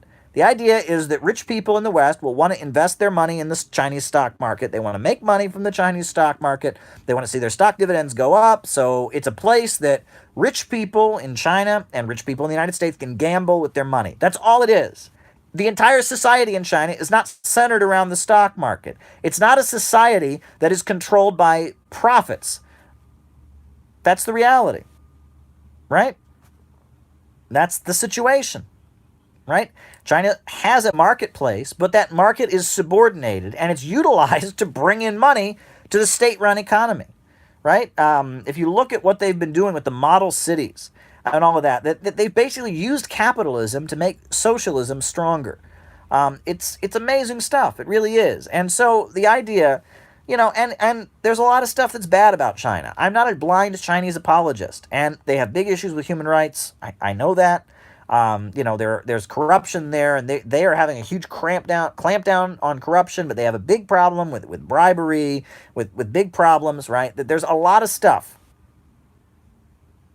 But the reason that China has achieved so many economic miracles is because the means of production don't function according to profits. The profit motive, capitalism, capital, the rule of the dollar has been eliminated. And as a result, they've been able to have huge amounts of unprecedented growth. Socialism with Chinese characteristics, right? And whenever you bring this up in arguments, right? And I have to say this because if you ever tell this to people, they go, well, China's capitalist. The people, communism has failed everywhere it's ever been tried. And you say, China. And they say, oh, that's capitalist. Why is it capitalist? Well, if there's billionaires, it's capitalist. Okay. Now, if someone's like a pure, like they're like a Maoist, they can say that. If someone's a Trotskyite, they can say that. But if someone's a libertarian, which these people are, well, it's capitalist. Okay. China has a huge number of state-run banks, huge number of state-run industries, right? China, at this point, they have a 5-year economic plan written by the Communist Party. How in the world can anybody who thinks that we can't have free healthcare in the USA because that's socialism, look at China, where the government plays a huge role in controlling the private sector. And there's a huge public sector. And there's a 5-year economic plan. And there's a Marxist-Leninist party in power. How can anyone who's a libertarian, people who think that income tax is socialism, look at China and go, oh, it's capitalist? How? How is this possible? Right? It's one thing, sure, if you're a Trotskyite and you're like, no, I only believe in the one true, fine. If you're a Maoist, oh, Gang of Four and Deng Xiaoping. But if you're a libertarian, the people that think the sidewalk is socialism say China's capitalist. How do they get away with this, right? Right? It's like, we can't have free healthcare in the United States because, look how many people died when Mao came to power. Mao killed millions of people, so therefore we can't have free healthcare. And then, like, really? Well, China's been successful. China's capitalist. I mean, how do they get away with this? I don't, it's beyond me. Plus, whenever there's a negative story in the press about China, you can bet, whether it's, whether there's a negative story in the press about China, they'll say, see how evil communism is? How do they get away with this? I mean, my biggest pet peeve, and you all know this, you've probably heard it a million times from me, my biggest pet peeve is the people that say socialism failed everywhere it's ever been tried, never accomplished anything. I can't stand that. Sputnik. Right? AK-47 rifle. The first cell phone was in the Soviet Union, for goodness sakes. The LED lights were invented in the Soviet Union. The life expectancy almost doubled. They industrialized an entire country. They wiped out illiteracy. They made Russia into a global superpower. I mean, I don't get how people can say this. Compare Cuba to Haiti, right? Compare Cuba to the Dominican Republic. Compare Cuba to Honduras. Compare Cuba to Guatemala, with the conditions that people are living in, right? So much illiteracy persists all throughout the developing world. Cuba has wiped out illiteracy. You've got people living in shacks in so many developing countries. People without running water and electricity. All of Cuba has running water. All of Cuba has electricity. But it never accomplished anything. Never worked. It's failed everywhere it's ever been tried. How do people say this with a straight face? I don't get it. And then the worst part is seeing people let them get away with this. People that call themselves Marxists. It's like, well, that's not real socialism. It's not real. How do they? No, you can criticize Cuba. You can criticize China. You can criticize the Soviet Union. But you cannot say that they didn't achieve anything. You can't say that. And it's beyond me. Anyway, I don't want to get all angsty on here. That's the last thing you all want to hear from me. I'll drink some more water here.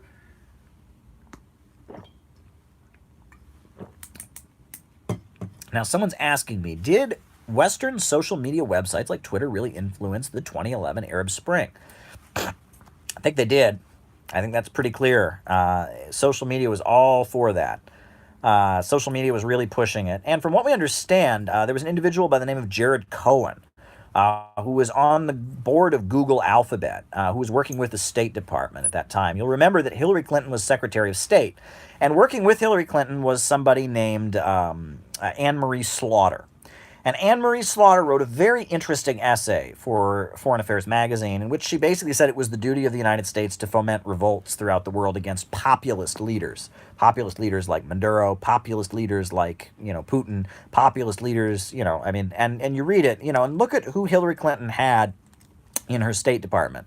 Jared Cohen, a co-founder of Google, I believe, he was on the board of Google Alphabet, was like coordinating the tech work. He was working between Google and the social media world and the U.S. State Department during the Arab Spring. On the one hand, you had Anne-Marie Slaughter and the stuff that she was saying, and Hillary Clinton was running the U.S. State Department. There's the famous clip of her giggling about the death of Gaddafi. We saw, he died.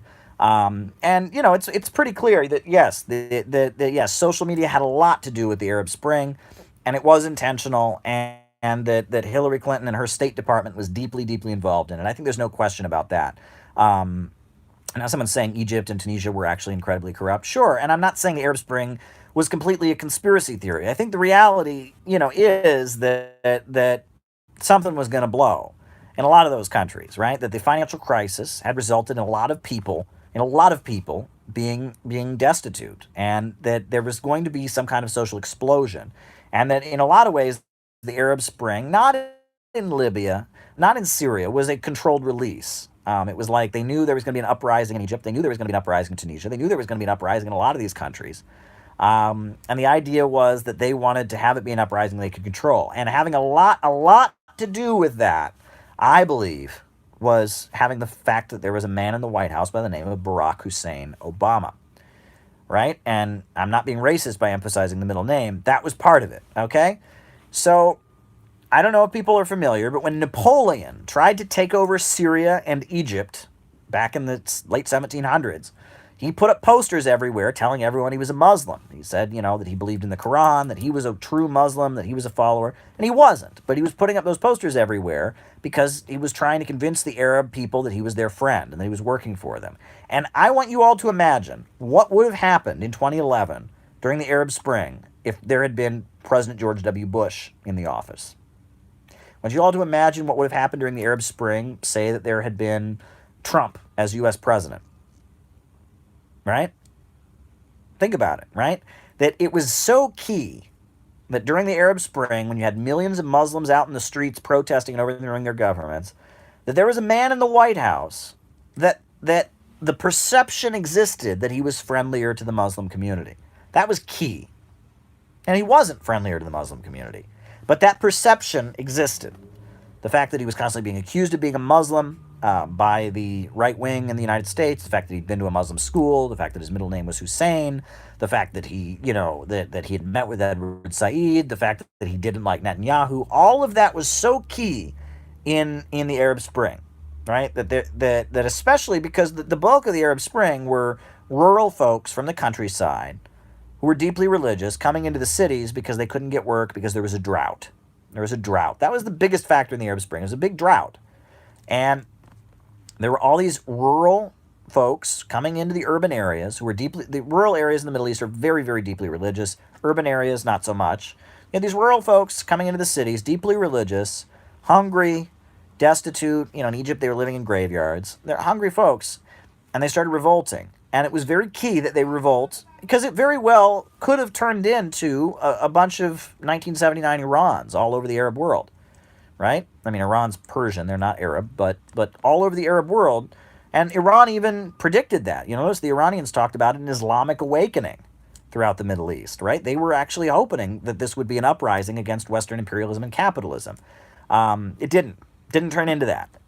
And the reason it didn't is because there was a perception among many of the people in the streets that Barack Obama was their friend, he was a sympathizer, and Al Jazeera and Qatar and Turkey, that's the Muslim Brotherhood axis, right? They're not with the Saudis, they're not Wahhabis, but they're the Brotherhood. They also, and they're longtime CIA allies, by the way. Longtime CIA folks. Right, I mean, the CIA has been working with the Muslim Brotherhood since the 50s. That entity, that Muslim Brotherhood axis that was aligned with the U.S. government, we had a president who had a middle name Hussein, and, there were people always calling him a Muslim. That was very key in the Arab Spring explosion. The explosion was going to happen anyway. When you have that many poor people and a drought, you're going to have some kind of social unrest. It was very key to have a president named Barack Hussein Obama, in office when that happened. It was key. Barack Obama was trying to be the Napoleon of the 21st century, right? Just like Napoleon put up posters everywhere saying he was a Muslim when he wasn't, trying to get the Arabs to trust him and fight the British on his behalf. Just like that happened, Barack Obama was the USA doing the same thing, right? Barack Obama was pulling a Napoleon all throughout the Middle East. And the Iran nuclear deal, that was part of it too, right? That Iranians are far more sympathetic to Barack Obama than they are to Trump. Trump is just like the incarnation of what the Iranians rose up against in 1979. He's an evil capitalist on Fifth Avenue, Madison Avenue in New York City, right? They don't like him, right? the bad toupee and the suit, and he makes lots of money. I'm rich, yeah, I'm rich. They hate that, right? Barack Obama, sophisticated, knows about Islam, worldly, went to Harvard, scholar, smart man, you know, and that's why Obama was pushing that Iran nuclear deal. Is there was a hope that the USA could do what it did to Libya to Iran. With Libya, the USA was able to have Barack Obama make nice with Gaddafi, slip their people in there, and then overthrow the government. And they tried it with Cuba too. You'll remember that they created a Cuban version of Twitter that they were going to try to use to stir up some kind of Arab Spring in Cuba.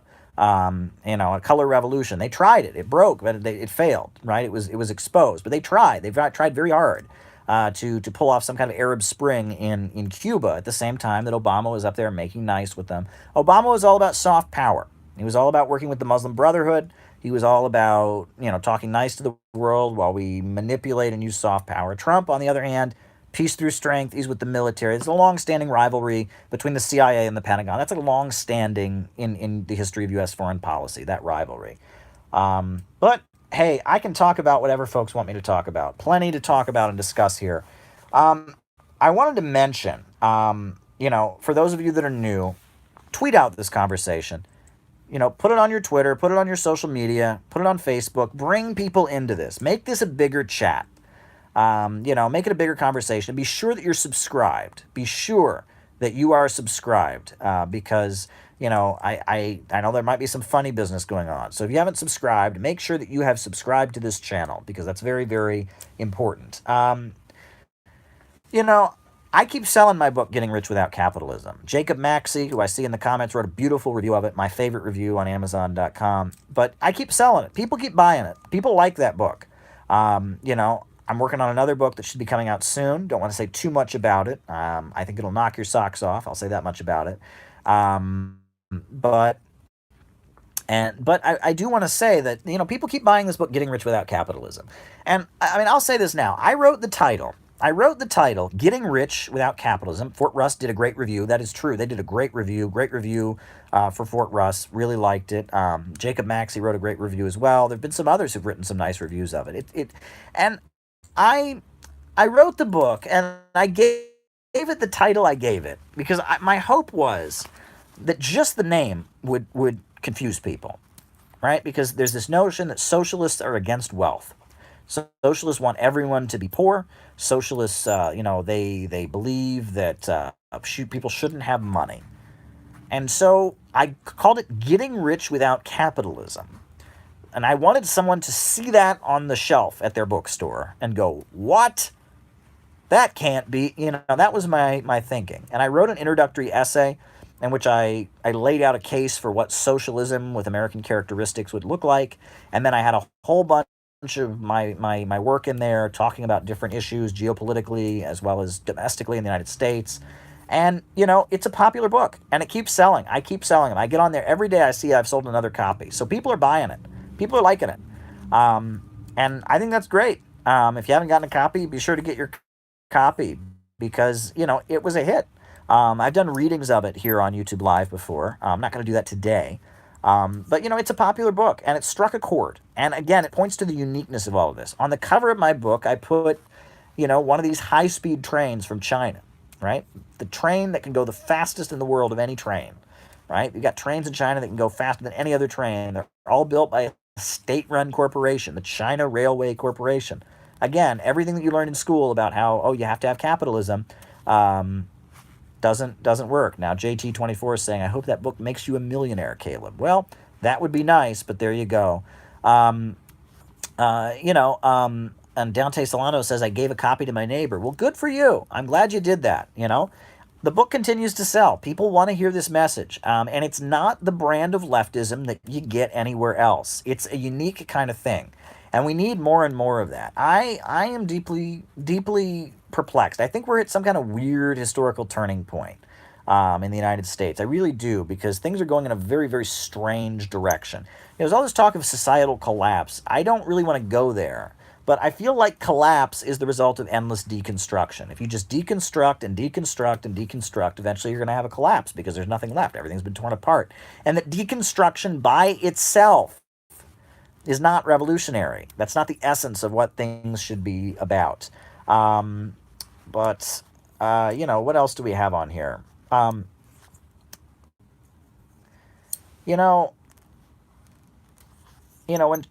Huawei Technologies, and I've talked about this before. Huawei Technologies is being targeted because they make a better phone. That's really what that's about. And we all know AT&T and Verizon and all the American cell companies are tied in with the Pentagon, with the NSA, and all of that. We know that. However, lo and behold, we're supposed to, according to the U.S. government, have nothing to do with Huawei. Huawei needs to be 100 miles away, 1,000 miles away from anything in the Chinese government in order for us to do business with them. And again, we see the U.S. government trying to twist the arms of people around the world and tell them they're not allowed to do business with Huawei, that it's unacceptable, just like they're doing with Iran right now, right? They're trying to tell all these countries around the world, hey, these 8 countries, they gave a waiver to keep buying Iranian oil. Can't do it, right? But the Saudis, our ally, they'll be happy to make up the difference. Don't worry, right? You can buy from the Saudis, right? Saudi Arabia, the country, 37 public executions. Goodness gracious, right? How in the world? Iran, the Iranians have their problems. They're the first to tell you that, but Saudi Arabia, a country that just allowed women to drive, a country that just cut the heads off of 37 people in public, afterwards crucified their bodies, right? A country that's been bombing the hell out of Yemen and just killing thousands and thousands of people. How in the world can anyone think that aligning with Saudi Arabia, that's okay, but Iran is evil and should be isolated and attacked? How can anyone buy this? It's beyond me. The hypocrisy is so extreme. And we got Trump basically admitting, right? We got Trump basically admitting at this point that the U.S.-Saudi relationship is just about money. He doesn't care about the rest. Yeah, it's about money. Hey, if we don't sell them weapons, somebody else is. The Russians are. We're going to lose all that money, so whatever. That's basically all it's about. That's all it's about at this point. So we got Trump admitting it's a financial relationship. They did kill Jamal Khashoggi. They hacked him up. King Bonesaw, Prince Bonesaw. So why does anyone buy this anti-Iran stuff? It's beyond me. It really is. Tulsi Gabbard's been saying a lot of stuff I agree with. I think that's great. Oh, and earlier today, for those of you who may not have seen, I did post a great video of a conversation I had with my friend George, who's kind of a frequent, we do like podcast kind of stuff. George and I talked about Pete Buttigieg, whatever his name is. I can't, Pete. We talked about Pete from South Bend, Indiana, the candidate, kind of what he signifies. It was a great conversation, and I actually included some clips of Pete Buttigieg, the presidential candidate. Someone says, I know a person who thinks Iran is behind Salafism and Wahhabism, and that's so sad. Before I first went to Iran, there was a member of my family. I'll never forget this. They said, well, isn't Iran an ISIS country? I said, what do you mean? Well, I said, what's Islamic Republic? And it's Islamic State. Isn't that the same thing? I said, no, it is not the same thing. But that's where people are at. People don't get it, right? Fear of 9/11 has been used against Iran, even though Iran has been the enemy of the Wahhabis, even though the Al-Qaeda people are based in Saudi Arabia and want to kill the Iranians. It's just very, very sad, And one type of person that I will say, you can mess with them a little bit. You can talk about Saudi Arabia. Is you meet that person, they say to you, I've read the Quran. And it's like, oh boy, here we go. I've read the Quran, I've read the Quran, blah, blah, blah. And you sit there and you talk to them. It's a kind of thought. It is a mindset. I swear. It's like its own political current, right? You got different political currents out there, left, right. There's like Islamophobe, and it's like that's all their politics is. They're terrified of Muslims. They hate Muslims, and they are delusional. And they think that all Muslims are in it together. They think that all Muslims are members of Al-Qaeda. If they're not, well, they're practicing taqiyya. That's what they say. That's right. So it's like, well, I just met this Muslim here. The Iran's Revolutionary Guards have been on the battlefield fighting against ISIS. Well, they're practicing taqiyya. They don't really mean it.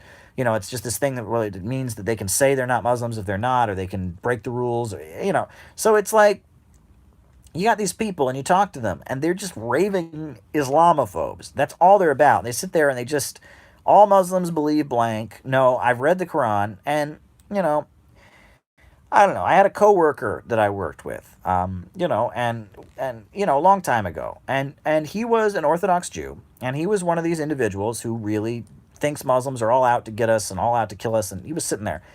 And I said to him one time, I said, okay, now you're an Orthodox Jew, right? Now, Reform Jews practice Judaism differently than you do. So has it occurred to you that maybe, Muslims,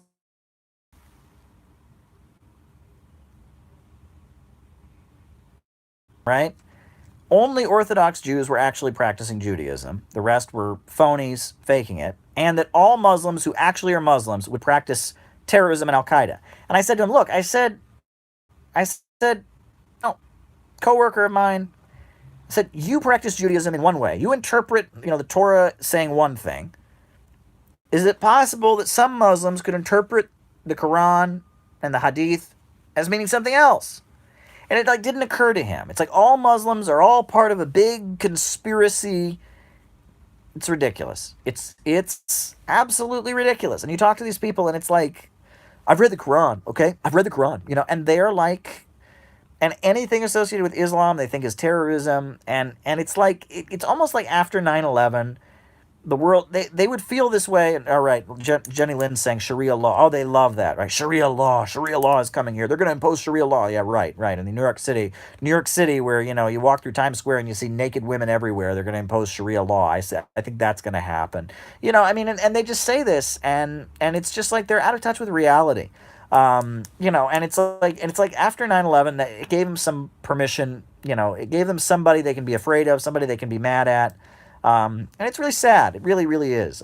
It's almost heartbreaking to hear it. And it's then they sit there and you can get them riled up though if you start pointing out about Saudi Arabia, and it's fun to mess with them a little bit.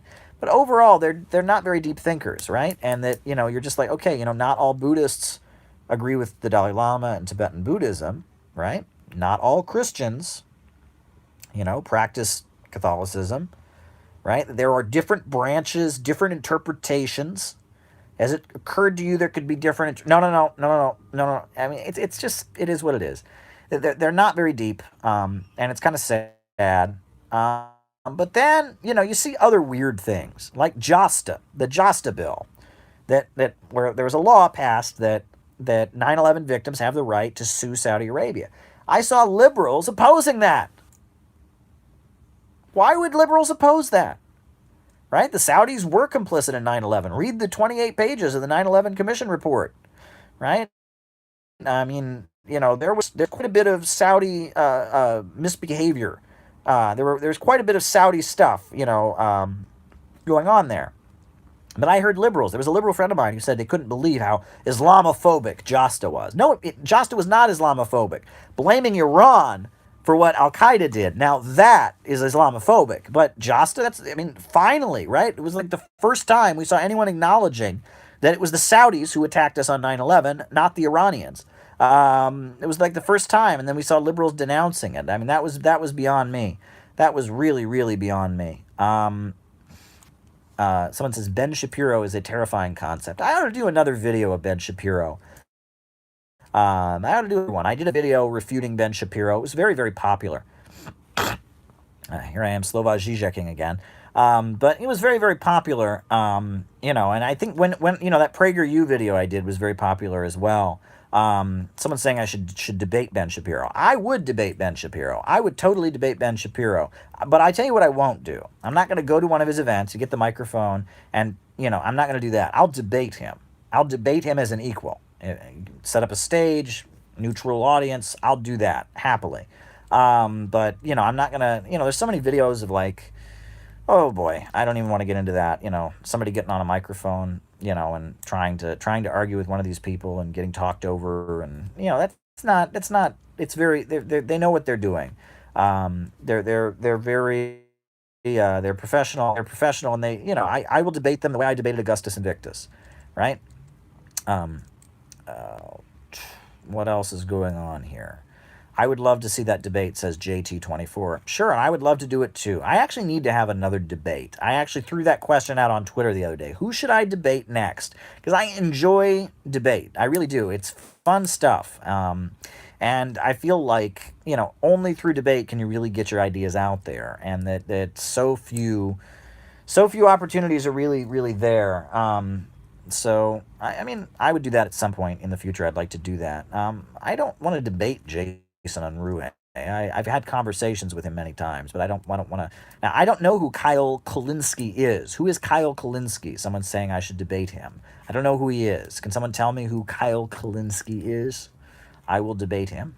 Maybe. I don't know who he is, but so someone explain to me who he is. Jordan Peterson, hey, I would love to do it, but he wouldn't even debate Richard Wolff. So, I mean, I'd love to debate him. That would be great. He's the host of Secular Talk. That guy. That's his name, is Kyle Kulinski. I've watched Secular Talk many times. Yeah, I would debate him. That would be fun. That would be a fun time, right? There you go. He's a social democrat. That's good. Okay. Yeah, hey, I like doing what I do. What else should I talk about, folks? We're kind of winding down here, but I'm not in a rush to get any place. We can talk about some things. Waiting for someone to make a suggestion about what I should say next. I did have a great time at the opera. I really did. I find Wagner music to be very moving. I know some people are very opposed to Wagner's music. They argue that it's pornographic or it's just too emotional. It's very emotional. It's very emotionally manipulative. I try to not wake up with it or go to sleep with it. I try to go to sleep or wake up with Mozart, Beethoven, Bach, stuff that's less emotional, more intellectually stimulating, the patterns in your mind and such. But I love Go to Dameron. I really did. Jenny Lynn's asking me if I'm going to the Venezuelan embassy. I am not, because I am not an activist at this point, and I'm not in D.C. I'm not covering it as a journalist. I'm sure years ago when I was, an activist, I would have been there. I'm not an activist, but I'm glad they're doing it, and I'm following everything that's going on there. Very, very important. Someone asked me something about student loans, and then it went away. Yeah. Well, that's interesting. It's been pointed out. A lot of people have pointed out that that there are a lot of fake headlines going around, right? Polls show that Biden is not leading among the Democrats. He's second. That Bernie Sanders is actually the leading candidate. However, there have been all these efforts to try and give the impression that he's leading, even though he is not the front runner in the polls. And that's particularly interesting to me, and it shows where the media is at and how dishonest it is. And Joe Biden's got an ugly record. I mean, you can talk about his son and Hunter Biden in Ukraine. You can talk about, he's awful. I mean, he's a tough on crime, lock him up guy, death penalty guy. He's a big supporter of the Iraq War. I mean, he is not a good guy by any means. He's particularly ruthless. And he's got a winning persona, unlike a lot of Democrats. He's got a winning persona. But there you go. I mean, Joe Biden is somebody we should all be worried about. Like Pete Buttigieg. I'm worried about Pete Buttigieg also. It's a very strange formula. I hope you take a look at the video I did with George earlier, because Pete Buttigieg is quite interesting. The most telling thing, and I show that clip over and over again in the video, is, when Pete Buttigieg is announcing that he's going to run for president on the Ellen DeGeneres show, the talk show that everyone loves to watch, right? And he says, that he served in Afghanistan, and there's one clap, one little clap in the audience, and then Ellen looks at the audience and orders them to clap, and then they clap for him fighting in Afghanistan. The audience isn't thrilled about war. They're not excited about it. War is not something that they get thrilled about. But then, when they get their orders, they clap, right? Instinctually, the audience was not ready to applaud for Pete Buttigieg for fighting in Afghanistan. Very telling moment. Very, very telling moment. Right. And I will say, one thing about Joe Biden, Wilmington, Delaware. Delaware is his state, and Delaware's got an ugly history. I believe it was the last state to abolish the whipping post, right? And they had public whippings there for a long time, up into the 50s. It's a particularly conservative right-wing state. pretty right wing. But I've been to Wilmington, and Wilmington, Delaware, is a tax haven. Everyone knows that. I've been to a building that like every corporation you ever heard of. I mean, you can watch a video where I went to this building where like every corporation you ever heard of is headquartered. I mean, it was unbelievable. I mean, it was just awful. You go there, and there's a couple streets that are like gentrified, I guess you could say, where they've got, coffee shops and all that. But the rest of the state of Delaware is awful. I mean, the train goes through it, right? I guess Joe Biden's a big fan of trains, but other than that, it's just an awful, awful state. I mean, lots of poverty. I mean, I'm sure the people there are really nice. I'm sure it's beautiful scenery, but in terms of living conditions, he's been in the government there for so long and all that. It's just a pretty impoverished state. I will tell you that much. It's a tax haven. There's a lot of poverty there, a lot of suffering. Joe Biden's home state is not a paradise by any means. It's a place that there's a lot of people that are very, very poor, and it's a tax haven. So many huge corporations are based there to avoid paying taxes. It's particularly gross. So, Delaware, Joe Biden territory, not thrilled by it. I'll tell you that much. Not thrilled at all. And people talk about his handsy. Ruben Garcia's bringing up his proclivities with right in front of the cameras and with little girls. I mean, the media really, when they had those women coming forward, those were adult women. Show what he's done to little girls. It's gross. It's creepy. There's that clip that just goes on and on and on. I mean, Joe Biden. Ugh. That's particularly gross. I will say. I mean, there's a lot of things about Joe Biden, not the particular, but I will say, he's got a winning persona, and I will say I saw an article that was published, New York Times, saying that likability is something invented by men. I'm that's beyond me, but likability is something good for politicians. People have to like you. You have to be friendly. You have to be personable, right? I mean, I don't know what the New York Times is talking about this, and like Hillary Clinton didn't have likability, but that's sexist or something. Well, Hillary Clinton rubs a lot of people the wrong way. And Elizabeth Warren is not the same way, right? Elizabeth Warren has more likability than Hillary Clinton, right? She just does, right? I don't think it's a matter of Elizabeth Warren being more manly or less like a woman. I think that Hillary Clinton is just not a very likable person. And I think that Elizabeth Warren is more likable. I don't care for either of them, frankly. But, there you go. I remember in 2012 when Elizabeth Warren was speaking at the Democratic Convention, and she shouted, "Corporations are not people!" And it was supposed to be this, like, epic moment or something. I was just like, duh. Well, the Supreme Court disagrees, Citizens United, and it was like people were, like, crying and stuff, and it's like she said corporations are not people. But it was weird. And all these liberals, it was like, I don't know, it's like the Rachel Maddow fan club, and they've shifted. They're completely different. Now they all just talk about Russia. But at that point, it was all about, well, the problem is Citizens United. We need to get money out of politics. Corporations are not people. And they had like 3 of their talking points. And so Elizabeth Warren got up at the corporations are not people. And then people said, yes, she said it. She said it. And it's like, I don't know. It was, I've never been too impressed with Elizabeth Warren, honestly. I mean, she was a regulator out of the financial crisis. She was speaking critically of Wall Street. Trump has the Pocahontas thing on her. Not my particular, whatever. I mean, I don't know. But, that's a weird thing about the United States. There's a lot of people, and it's a weird thing about white Americans. I'm not even going to speak specifically to Elizabeth Warren.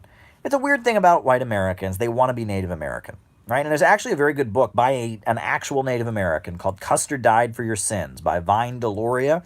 And he talks about like Native American narratives, and he talks about this and about how a lot of white people are convinced that they're Native American, and they're not.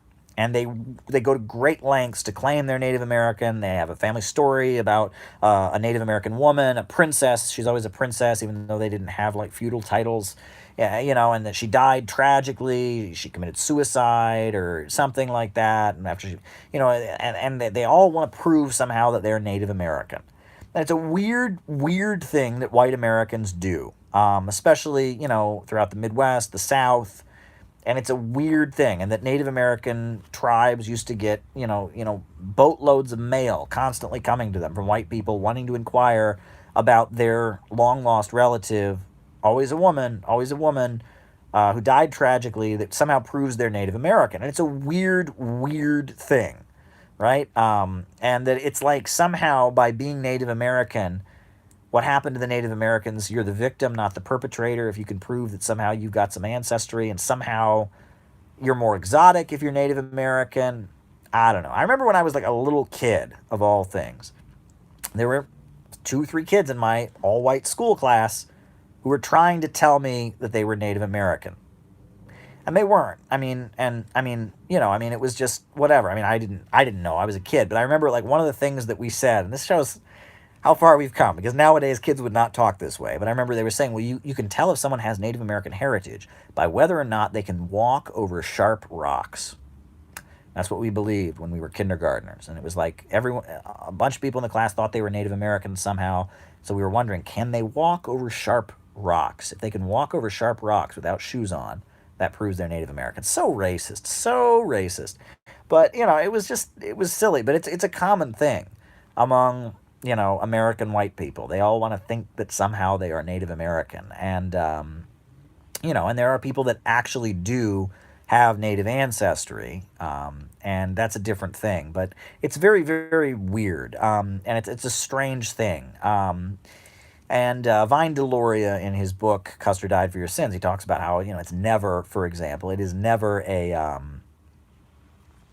never want to be descended from a Native American man or a Native American warrior. It's always got to be a woman, and she has to have died tragically, and it's got to be sad, and the story is exactly the same that they all have, and it's not true, and it's very, very, very weird. It's a weird thing. And so, yeah, the whole Elizabeth Warren, Pocahontas thing and all of that, that's pretty weird. Now, if she lied to get into Harvard based on it, that's pretty, that's whatever. That sounds like malpractice, but of all the reasons I don't like Elizabeth Warren, that's not one of them. It's not high on my list. It's a little bit weird. I will say it's weird. It's weird the way Trump has jumped on top of it. With his whatever. I'm not going to jump on top of it. It's pretty weird. Of all the reasons to not like her, the way when Israel was doing some nasty things, the way she was cheering like crazy for Israel. Bernie, in terms of his foreign policy stuff, he says a lot of things I disagree with, but he doesn't say it with the vigor and with the enthusiasm that Elizabeth Warren does. Elizabeth Warren says it a lot more enthusiastically. She's definitely, Sanders comes out of, at one point, go back to the 80s, Sanders did take some rather good foreign policy stances on Nicaragua, on Cuba, stuff like that. Elizabeth Warren's always been a straight-up war hawk. Jacob Maxey agrees with me. And, yeah, she is. She absolutely is. Not a big fan of Elizabeth Warren. She's, more social democratic in terms of her policies, but at the end of the day, nope. So, yeah, I'm not a big fan of Elizabeth Warren. I did think that her video announcing her presidential campaign where she said, I'm going to get a beer. Yeah, I'm going to have a beer. It was like, you're so working class, Elizabeth. But she's likable. And this whole thing that likability is something that's only men or something. Likability is politicians. That's just a thing. And I will say, in her persona, the way she speaks, the way she interacts with people, she comes across as more likable. She just does. She seems more personable, more friendly. Hillary Clinton? No. Hillary Clinton? No. Something about Hillary Clinton. Bill, on the other hand, Bill is, likable. He knows how to talk to people. He's Bill Clinton. I like you. Now, I got to tell you, back when I was growing up in Arkansas, in a little place called Hope, I was thinking about you. I'm Bill Clinton. It's weird. He knows the buttons to push. I'm Bill Clinton. I like you. Well, we got to get a tax cut for the lower. It's weird, all right? Bill Clinton, he knows what he's doing. He's a very likable guy. He's charming, great politician, knows what he's doing. I don't agree with him. I'm saying great in he's good at his job. He was very good at his job. And corrupt and got away with a lot by being so good at his job. I will say that. My goodness, Hillary Clinton's book that came out for before the election, she talked about how they basically had slaves at their governor's mansion in Arkansas. They had prisoners who were basically household servants that waited on them hand and foot. I mean, that's pretty awful. It's particularly awful. They're not particularly, nice folks. But, Bill Clinton's an interesting one. You can go back. A lot of his campaign seemed to be this notion that he was a racist too, right? I mean, people talk about when he went off on Sister Souljah, right, the rapper. He went off on Sister Souljah during his campaign and said she was anti-white and she was oppressing white people with her lyrics. And that he went back to his home state, suspended his campaign temporarily in order to execute an African American man. And that he got photographed with a chain gang. And he gave, that Bill Clinton made a point of saying, look, I'm not a friend of the black movement. I'm not a friend of the civil rights movement, just so you know. And that was part of doing what he did. But more importantly, Bill Clinton had been the founder of the DLC, the Democratic Leadership Council. And that was an entity, it was a nonprofit set up to move against the more left wing of the Democratic Party. And that was, Jerry Brown. There's a debate you can watch between Jerry Brown and Bill Clinton, and it's actually particularly good. Jerry Brown says, look, there is a new Democratic Party that he's not part of. And Jerry Brown, as much as now he's, the governor of California and all that, but he, prior to that, Jerry Brown had been kind of a critic of what Bill Clinton was doing. He was trying to keep the Democratic Party more far to the left. Now, his leadership of California, I'm not approving a lot of that. I'm glad he's letting people out of prison. I'm glad he's reducing the prison population. But he's done a lot of bad things. But he was further to the left. And if you read when Bill Clinton was rising, what Jerry Brown said about him as he was rising is very interesting. And we're getting into some complex U.S. political history here. But I can keep going here. I'm having a fun time with all of this. I like the comments people are leaving. I appreciate you talking. We're having a good Sunday evening chat here. We're going for a little while. I'm not in a rush to get any place. What else should I talk about, folks? What else is on your mind? Jerry kissed Bill's ring to get the governor of California. Yeah, that sounds about right to me. The water bottle. Beautiful water bottle. My wife likes to decorate my water bottles for me. Very beautiful. I like them. I try to drink water. That is my water bottle. What else is on people's minds? I've been out to California.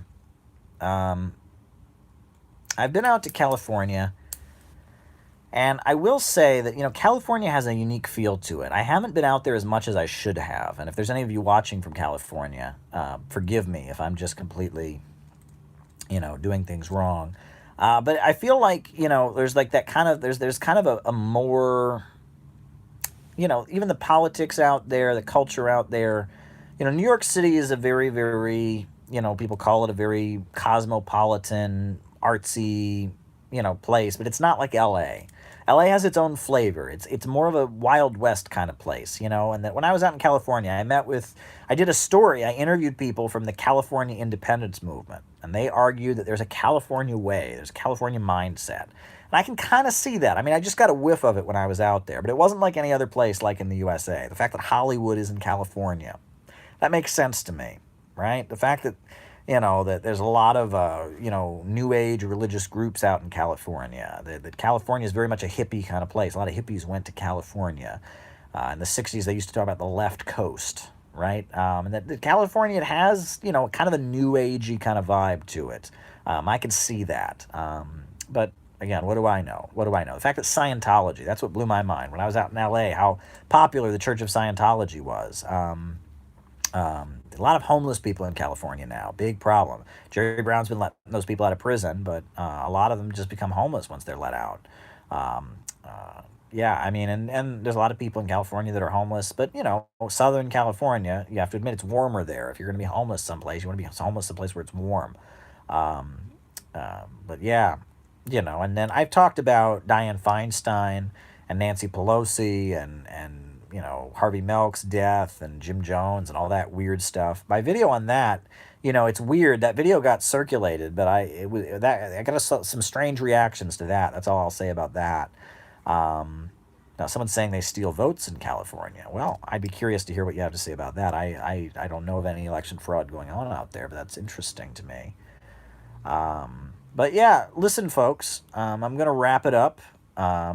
It's been fun. It's been a fun little chat. I'm hoping that next time we do this, I'll have the bookshelf behind me, not this white wall, because I like having the bookshelf behind me. But we'll see. Plenty to talk about. Have a good evening. My best wishes and much love to all of you. Be sure to subscribe if you're not subscribed. Hey, we're in this together. New book coming soon. Stay tuned. You're going to love the new book. I don't want to give away too much. You're going to love the new book, especially if you liked Getting Rich Without Capitalism, which I know a lot of you did. People are talking about it. Great review from Jacob Maxey. Great review from